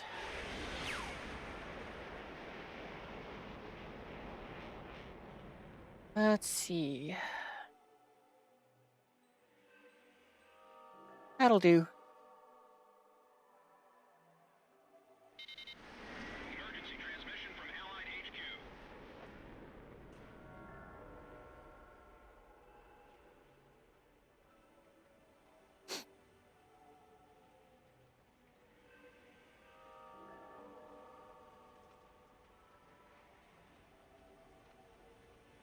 Caution. Full warning. You know, I think for a change, we're gonna climb up to 30,000 feet, give or take. I really wish that I didn't have to give up countermeasures for the lantern pod. Not because I want the more I do want the more countermeasures, but also I just wish didn't have to keep changing the number when I switch the loadouts.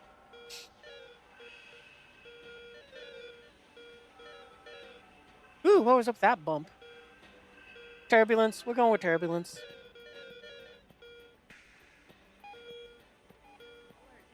Yep, turbulence.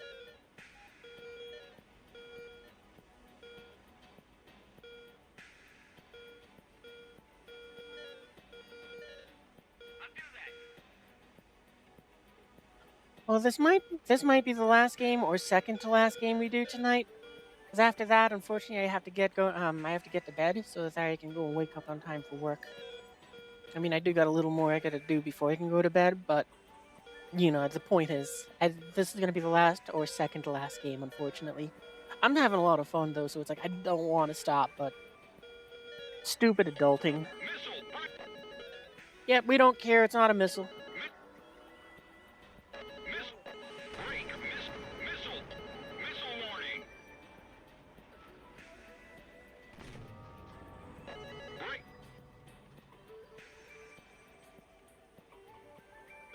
Lock. Yeah, toss it. Why not?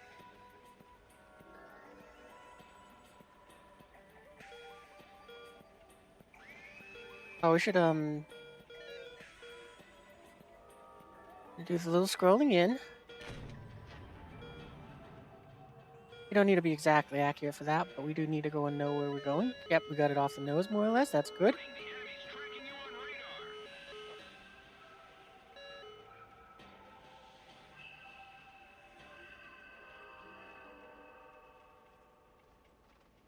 I'm so tempted to throw another ram down at the guy. Oh man, it sucks that we lost it at that last little bit. All right, and we're close enough that we can start dropping bombs. Warning. The enemy's tracking you on.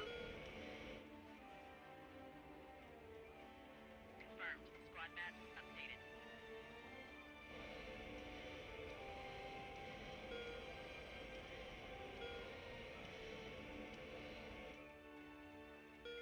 Oh, we didn't drop on the first set of targets. We were too fast. Stall warning. Ironically, we're diving to go and the line back up. 2, 3, 4. Okay, there we go. Alert. Stall warning. GOM team. We cannot authorize a retreat. Intercept them.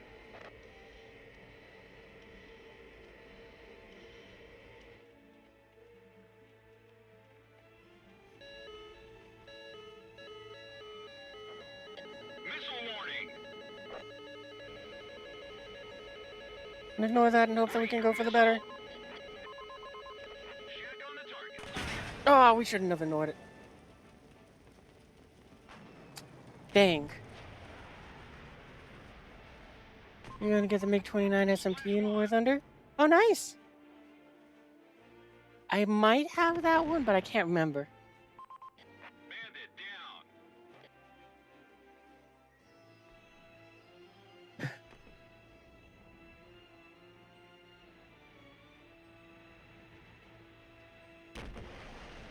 down. Yeah, I think we got enough time for one more game, and then we're gonna call it a night.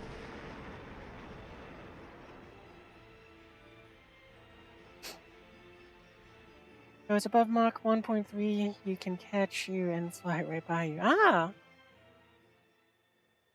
It's not half off anymore. Yeah, the SIL seems to have ended about 2 hours ago, unfortunately.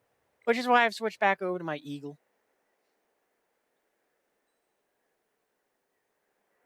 Oh, I forgot to try to activate that booster earlier.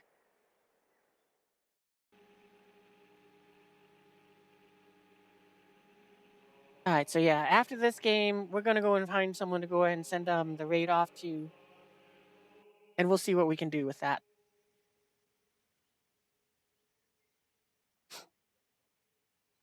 So, do I see anyone who I could send you off to as a quick look? No. I'll have to do some hunting.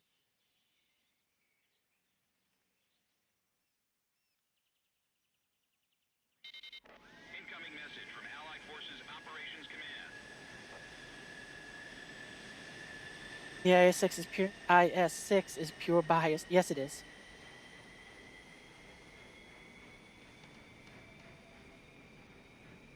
Do I like your Canadian flag? Yeah, it's awesome. That paint job is sweet.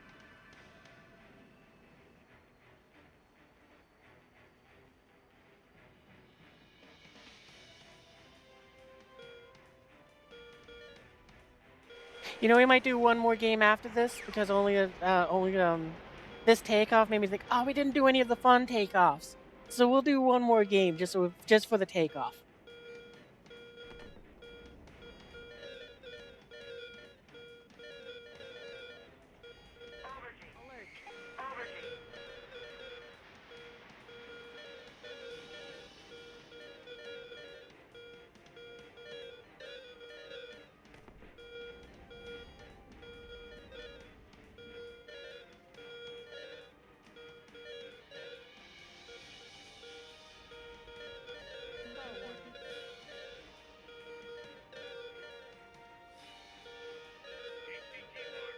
Find them and gun them down.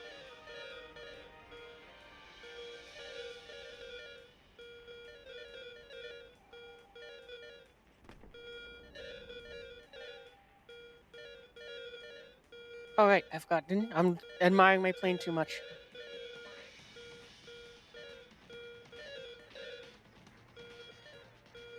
Yeah, that's close enough for government work. It'll get me in the ballpark to hit those things. Yeah, I don't really want to go for the ones that are higher than me. Actually, I probably will just throw the spam rams in their direction to try to suppress them.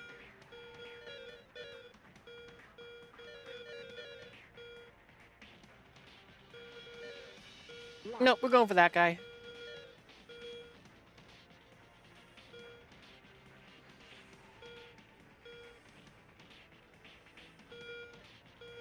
Missile warning.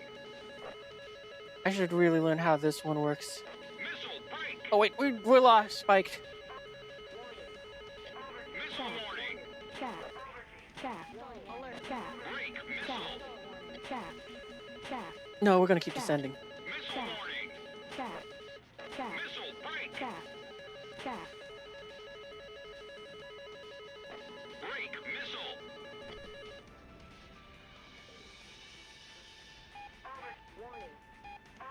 Alert. Missile warning. Missile break. Break. Missile. Missile warning. Missile break. I received a wire from Allied Operation Command.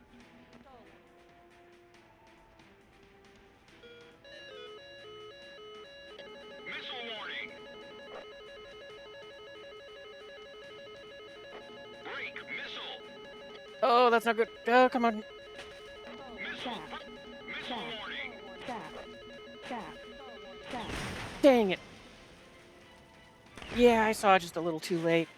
You got 10 kills and a full down tier with it? Oh, wow, that's insane. I'm lucky if I can get 2 kills with that thing. That's how bad of a tanker I am.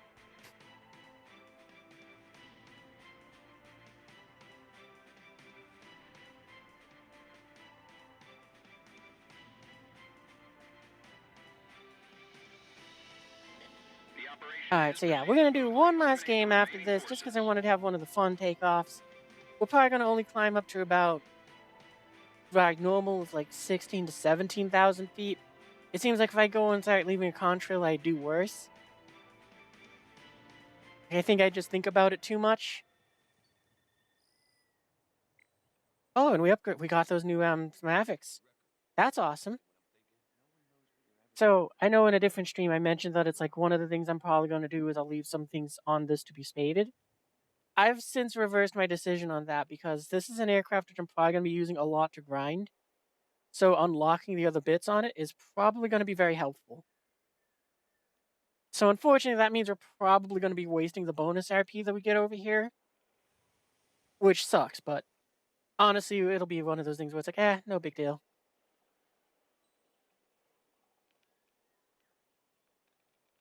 You know what? Just for the sake of the fun of that, we're gonna go and take this one. We're gonna edit it. We're gonna just ditch these missiles.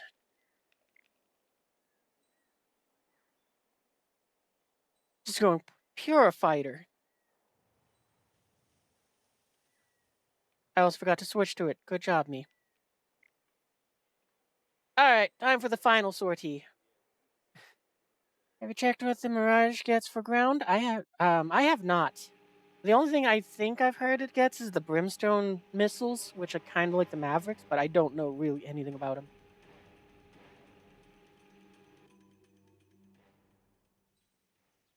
Wait, we need to go and adjust the countermeasures. That'll do. Close enough. You see what the airfighter gets for ground and how much it gets. All right, we'll take a look at that after this match and to end the stream with. This is Eagle Eye to GOM 1. Don't hold back this time. Shoot 'em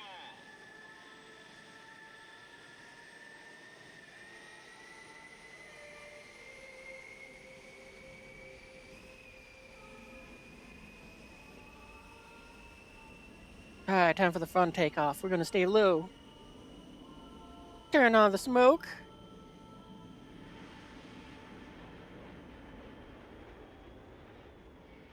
3, 2, 1, in it. And we're a rocket ship.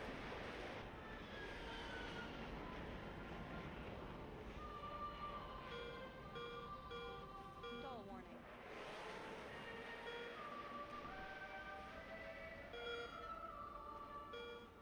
It's a lot of fun seeing that in air shows when this thing isn't nerfed by Gaijin, where you see them say, "All right, and here we have the F-15 Eagle. Watch as it races towards the end of the runway, and will sharply turn, climbing up to 10,000 feet in under 10 seconds, or however long it takes."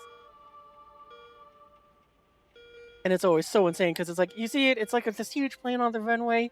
It zooms past you, going real fast and real loud. It reaches the end of the runway, cranks are just like in a hard 90-degree turn like that, and skyrockets. And it's like, and it's a tiny speck now.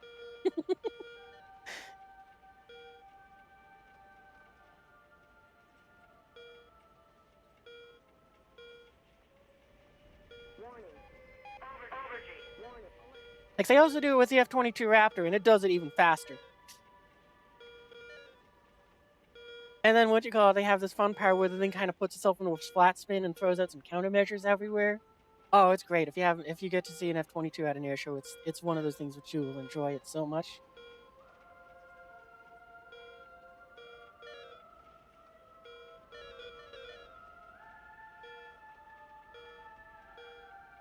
Yeah, we probably got enough speed that we can toss this. Toss that too. Oh wait, we're on the wrong ones. Now we got that's pulse Doppler work. Yeah, okay, we can see them again. I should see if there's a way for me to switch between these a little faster.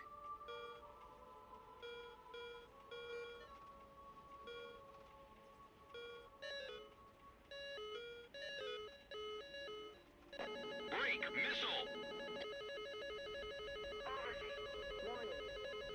Missile break. I should also be popping countermeasures. Shaft. Shaft. Missile warning. Shaft. Shaft. I also probably should have. I gotta remember to do this more often, but Shaft. Shaft. Shaft. Shaft. Shaft. Shaft. Shaft. I should really remember to go and start pre-notching. Since that guy's flying that direction, I should be flying towards his tail end.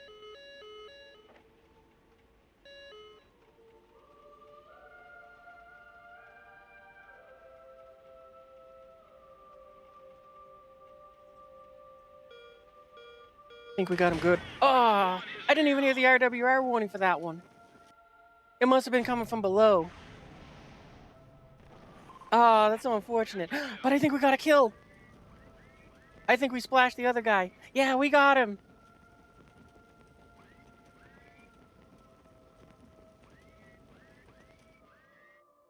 Alright, we'll return to the hangar now. I just realized I forgot to go and look at the kill cam for the SU-27 one where we got shot down. Oh, and I just realized I'm talking through an ad. Well, I couldn't stop the action, but we can wait 30 seconds.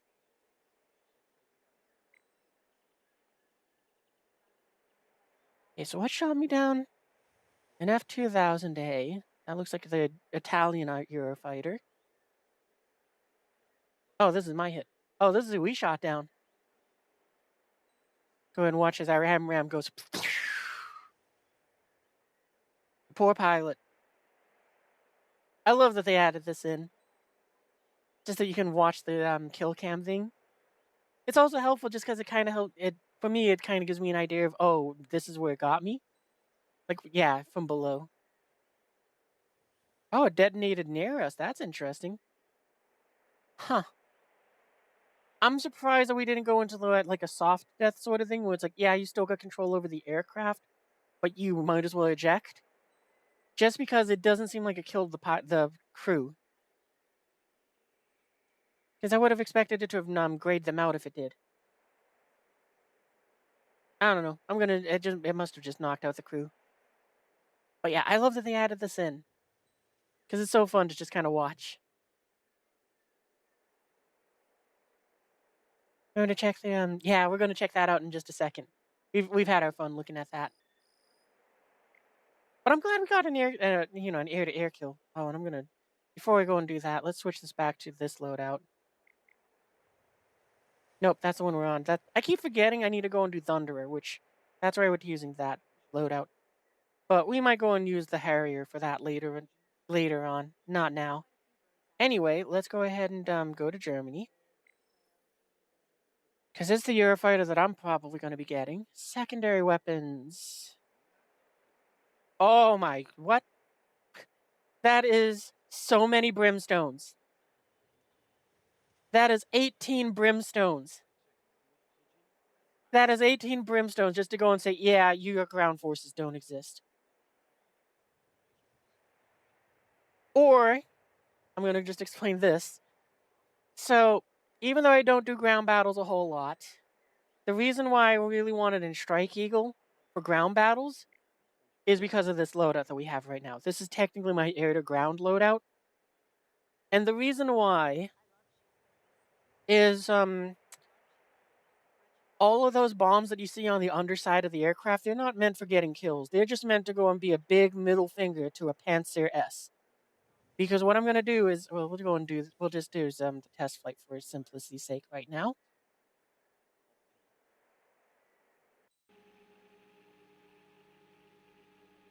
So normally you can't go ahead and lock onto a target using the targeting pod beyond 20 kilometers, which is about 65,000 feet. But if you do that, and you know where their spawn is, and you mark their spawn, Stall warning.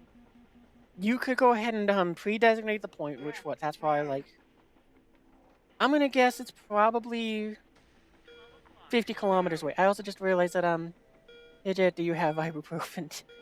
I gotta catch up with the chat, so I'll go do that in just a second. So what? That's about, yeah, what? That's like 60 kilometers away, which normally I wouldn't be able to fire, lock onto there. But for the sake of this, it's like, yeah, which go? We're gonna climb an altitude, we're gonna build up the speed, and while we're doing that, I'll catch back up with the chat because I just realized I missed something that Light said as well. You don't want I think a fly with no wings. You want the Russian lady to stop shouting at you in a language you don't understand. I'm okay with that. I just kind of figure out what it means. Got them off your scent for a short time. If you have an ibuprofen, yeah. You did your job to get him off your six. My jet didn't have ibuprofen. All right, anyway. Oh, we got too close. Wow, we covered the distance way fast. Okay, well, I'll just pick a new point that's farther off. Yeah, that'll work. It doesn't really matter. We don't need a target. Let's just say that... Oh, actually, let's go for something farther out, because that looks like it might be too close as well. Go for that field over there. So let's just say that that's the enemy spawn point. We're at 30,000 feet. We're gonna cruise. We need a little more speed, actually. We need to be at about 400 knots before we can go ahead and toss one of these bombs. 350 might be close enough. Here we go. That's close enough. So as you can see, according to the bomb marker thing, we're nowhere close to being able to hit the target, which is way over there. We are about 60 kilometers away. Oh, I shouldn't have zoomed in. I just ruined my target. Anyway, we're just going to go toss, toss, toss, toss. Doesn't even matter. They don't need a target. They go and understand that they're going for that field or something. Even with the 20-kilometer thing, it doesn't matter because those ones are completely distractions. And then once we're closer, toss, toss, toss, toss, toss, toss, toss, toss, toss, toss, toss, toss, toss, toss, toss. Enjoy that, Panzer S. You now have that to deal with. While I go ahead and either break off or hide amongst those targets with them. Because I can easily just slow down and sit behind them. So that it's like, yeah, you gotta blow up those bombs before you get me, and I still get these, and I still get to go and toss these at you and just be like, oh, there you were? No problem. There's another one? No problem. Hang on a minute here, let me stop being dumb. Here we go.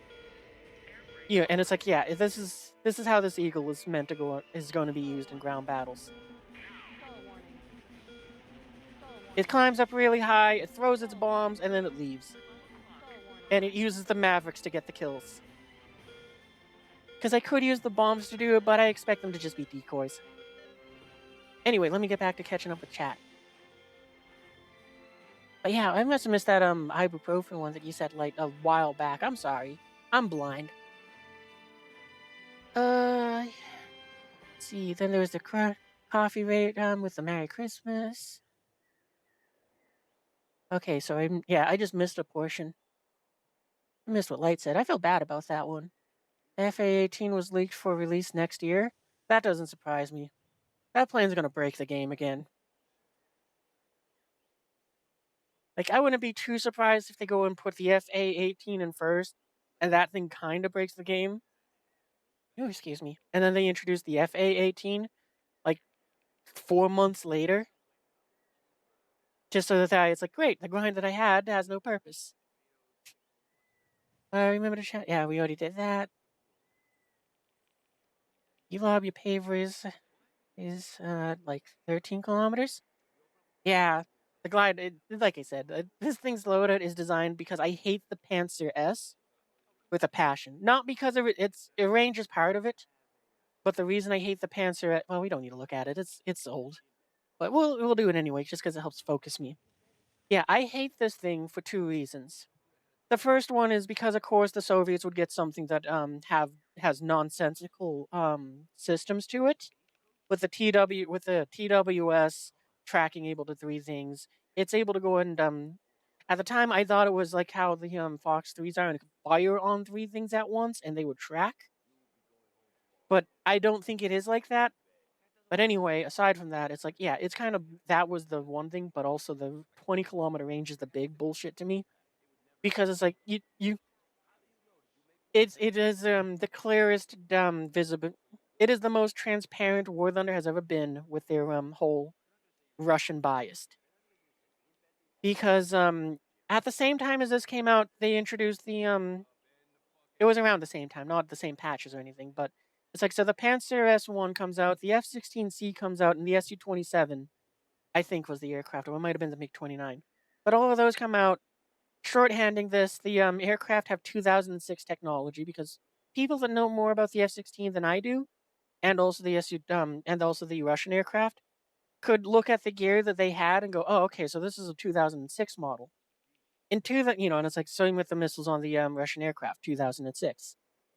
Which made me curious. So when was the AIM-9M released? It must have been something around the same point. What, like 1997 or something? I look it up. I go ahead, like I'm just googling it, and I find out that the AIM-9M, which is equivalent to the 2006 missiles that the Soviets get. I was like, okay, yeah, the specs are about the same, except the AIM-9M came out in 1983 and was never used on the AIM-9 on the F-16C because something newer had come out. So I went, oh, okay. Well, I'm kind of curious. What was that? Like what? An AIM-9 ABC LMNOP. So what? Like, let's say it was like the AIM-9. I can't remember my alphabet now. The AIM-9Q or something like that. And then I go, looking it up. I found it. Oh no! In 2006, NATO forces had the AIM-9X. So it's like, oh man, yeah, it jumps from the M to the X, and it's really strong. Like I like just kind of looking it up, like through Wikipedia and just googling other sites. The AIM-9X, it has a 180-degree firing cone. So anything in front of the aircraft from its 9 to 3 o'clock is a target it can hit. The thing has multi. This is one of my favorite things I learned about it. So it has the heat-seeking system. It also has a camera to track the target, so it's TV guided, and to some limited extent, it also is radar guided. So it's one of those ones where it's like, oh man, this is crazy. And the radar guidance, to my understanding, it might not have this, but it's one of those ones where it's like, I think the radar guidance is just for that quick moment while it's being released from an internal weapons bay and being fired. So it just kind of has it for like pointing, but it has so many things that is insane about it. Where it's like, yeah, I am so glad War Thunder did not bring that into the game because it would have meant that if you're not a NATO aircraft armed with these, you lose. Period. Oh, and also its range is like 11 or 12 kilometers. So it can just casually slap you from that far out with you getting no warning at all. It would have been insane. But yeah, so it's like, so all of those things came out at the same time, which was like, yeah, that's kind of ridiculous. But the aircraft, they balanced them. And it's like, I very much so approve of War Thunder saying, no, we have to balance this. So why couldn't they do that with the Panzer? Because all the other SAMs out at the time, all of them had like a 10-ish kilometer range. I think some had 8, some had 12. But for simplicity's sake, we're going to call it 10 kilometers. Then this thing comes out with a 20-kilometer range. And at the time when this came out and for like months afterwards, aircraft couldn't even lock onto stuff that far away. The most visible target, like, a full-size large like tank, like an Abrams, you could only see them from about 8 kilometers away and lock on from that far. That was it. So until the Panzer came along, the SAMs have a 10-kilometer range. You have an 8-kilometer range. You have to play that little bit of a gamble to go ahead and play, and it worked out well. And I thought it was balanced.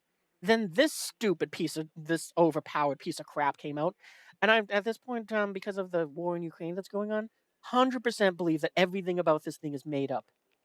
I don't think any of the statistics that the War Thunder has in it. I think this one overperforms versus the real thing. But yeah, anyway, this thing comes out. It forces a 20-kilometer range. It goes ahead and then makes it so that the aircraft now need to render stuff from further and further away.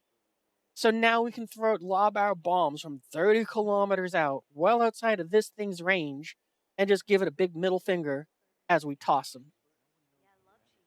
And it's like, I hate ground battles because of what this thing did. As far as I'm concerned, this thing ruined ground battles.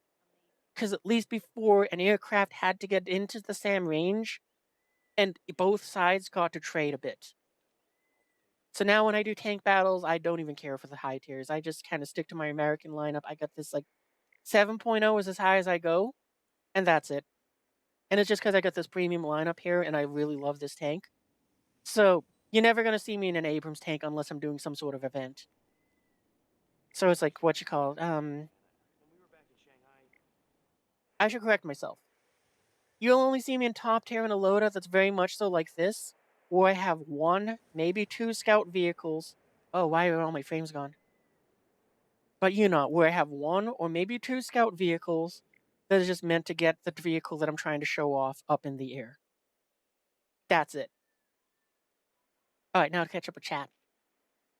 The Eurofighter's RWR can pick up the TWS of the Panzer. That's really cool. I know that, I think the F-15 in-game can as well. But what you call it, because of how frustrating it was for pilots, now it seems like all the SAMs when they go and fire a missile, it's just a bright orange golf ball coming at you, so it's much easier to dodge, and I'm happy of that. Uh, see, yeah, the AIM-9X we gotta mention. If they had the AIM-120C and the AIM-9X, the Russians wouldn't stand a chance. The jump from the AIM-9B to the C is stupid, really. I don't really know what the difference between the two is. I just know that it's one of those ones where it's like the technology leaps that is between NATO and um Russian forces is mind-boggling. Like just to explain this, for my entire life up until 2022, I had believed that Russia was the second strongest military in the world. And I very much so thought they were right on the heels of our American forces. So it was like, oh yeah, no, the Russians are like 3% worse than us. So every time I saw like what you call it, War Thunder, the Russian machinery just go and kick my ass, I was like, yeah, that's fair. And man, I can't believe how good this stuff is. And then what you call it, 2022 comes along, and it's like you kind of realize how bad all of their stuff is. And more importantly, Gaijin made me realize it with the whole um well, like I said, the F-16C, the 2006 stuff that they brought in was staggering to me because it was like, oh my god, that's insane. You need them to add HIMARS? That would be interesting, but I don't know how they make that work. It frustrates me. It's one of those things where it's funny but frustrates me, and it's like I don't mind that they did this, but it's like I wish they could have made it so that artillery was its own thing instead of a tank destroyer. Because it's funny just using the paladin artillery piece to just what you call it, just shotgun into just some World War II tank. But I really wish they made it so artillery was artillery. And then, yeah, I think the HIMARS would be kind of fun for that. It would still be funny to use that thing as a tank destroyer. High-speed anti-radiation missiles that would make the S-1 useless. They really would be. I mean, the other thing too, which I've gone and said this many times on stream, but I wish that they didn't increase the range of the munitions like they did. And I've seen some people ask for the harm missiles, like what you call it, they're the anti-radiation missiles that are for wild weasel missions. But I don't want them to add that. I want them to give us a more of a dilemma in the situation. Like let's just use the Strike Eagle here. Imagine if I could take this loadout and as is, but I have to deal with the risk of what you call I got to get to the 10 kilometers because we didn't extend the range to go and use any of these weapons. So I got to close to 10 kilometers. I can throw these weapons at that range. They're probably not going to hit. And if I closed 8, then they'll guide in on a target. Or to give myself a better chance, I don't know where this goes actually on the aircraft, but for the sake of gameplay, I'm going to just say that. Let's just say that what you call it, this set of Maverick missiles, I have to give it up, but I gain a targeting pod, or not targeting pod, a jamming pod. So I can just take a jamming pod that makes it so that whenever a missile is coming at my aircraft, depending on what it will just make it so that it's like the missile when it's like outside of the effective range. So it's like let's say 300 feet from my aircraft. It'll send a fake signal to the missile saying, "Hey, you're within range. Blow up." So it'll blow up before it gets to the aircraft. Maybe I'll get hit by a little bit of non-damaging shrapnel or something. But the point is, I sacrifice weapons so I can protect myself using a jamming pod and also potentially what you call it, also help friendlies. How's it how's it been going, Teach? I'm pretty good. We're wrapping up now. I'm just doing the last minute rant thing as I go ahead and get ready to call it a night. But yeah, what you call it? That's what I would want to see War Thunder bring into the game more than new weapons that are just kind of ridiculous. Because it's like these glide bombs are cool and all, but they kind of cause the problem of I'm going to throw 20 of these bombs as decoys from 30 kilometers out to go ahead and just force the Panzer to throw 12 missiles at 20 bombs.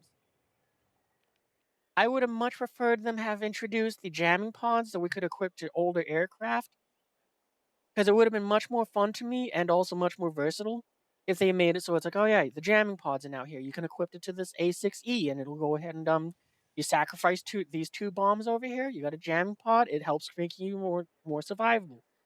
And you just make it so it's like if the missiles are fired in rapid succession, then the chances go down. Like, because what a Panzer could probably fire two and guide them, and it's like first one, 80% chance it detonates outside of the effective range to hurt your aircraft. Second one, 50-50. So, that's what I would have liked to have seen, even more than stealth. Because the problem with stealth, too, is this game just lets you look and guide. It doesn't have anything that makes it so stealth is all that helpful. Plus, night battles, like, never exist. I always want the night battles, but I never get them. That's where this thing would be the most fun. So, just so you know, the Navy has had the Aegis system since the 80s, and it's the entire fleet. And it's the entire fleet. It can track and hit a golf ball at 180 miles. Yeah, I love our bottomless defense budget. Like, that's the best way to describe it. It's not actually bottomless, but it is the most fun way to explain it. Can lock on an aircraft and shoot a missile from a ship. It's pretty much just automatic. Pretty much automatic as it is, as its AI. Yeah, and the crazier thing which I've heard about the Aegis is the ship that has the Aegis on board of it gets to select any ship within the fleet that it's in command of to fire the missile. So it can pick the closest ship to the target, have it fire a missile, and then go ahead and just take it out. Yeah, it's the entire fleet. Yeah, it's insane. It's insane how shorthanding this, but what the U.S. military has is insane with how broken it is. But anyway, yeah, we're gonna call it a night there. Its eyes crack you up. I know, right? I love those eyes on this thing. It's so good. This is one of my favorite planes just because of how I got to paint it up. It looks so good because of those eyes. And after that, we got some stuff on the tails. We got my typical Ukrainian flag on there because Slava Ukraine. And I thought I had one more. Oh, yeah, right. We got the squirrel girl up there because that was like the newest one I had at the time, and it just looks fun up there. But yeah, those eyes are what make it the best to me. Well, anyway, I'm going to call it a night there. I hope my blankets are warm and pillows are cool. Thank you, thank you. What is it? Thursday, I think today is? Yeah, Thursday. So I'll be back hopefully Friday. You're probably back within the normal time, so 9:30. If you had fun with me tonight, be sure to join the Discord. There's the link down below with what you call it, where it just says there's the picture Discord. So click on that, it'll take you there. You can find out what I'm up to, if I'm gonna start early, or if I have to start late, which has been kind of a thing. It's also why I'm pushing the streams back next month, I think too. Um, what else? Also, when this does come out as a VOD, then you'll go ahead and be able to watch it there, and the links are below as well. Um, I should definitely put like my links in Discord so the people can find me through there as well. Because I just realized I don't have anything that kind of points people to my YouTube. Anyway, I'm the same name pretty much everywhere, Rosgrees Raptor. So you can use that to find me as well. For now, though, it's time for me to call it a night. I wish I didn't have to, but yeah, it's time for bed. So, yeah. See you guys in the future. Danny. Oh, actually, wait. I should read the rest of what you guys said. Yeah, you think the F-18 with 6 AIM-9Xs and 6 AIM AMRAAM-Cs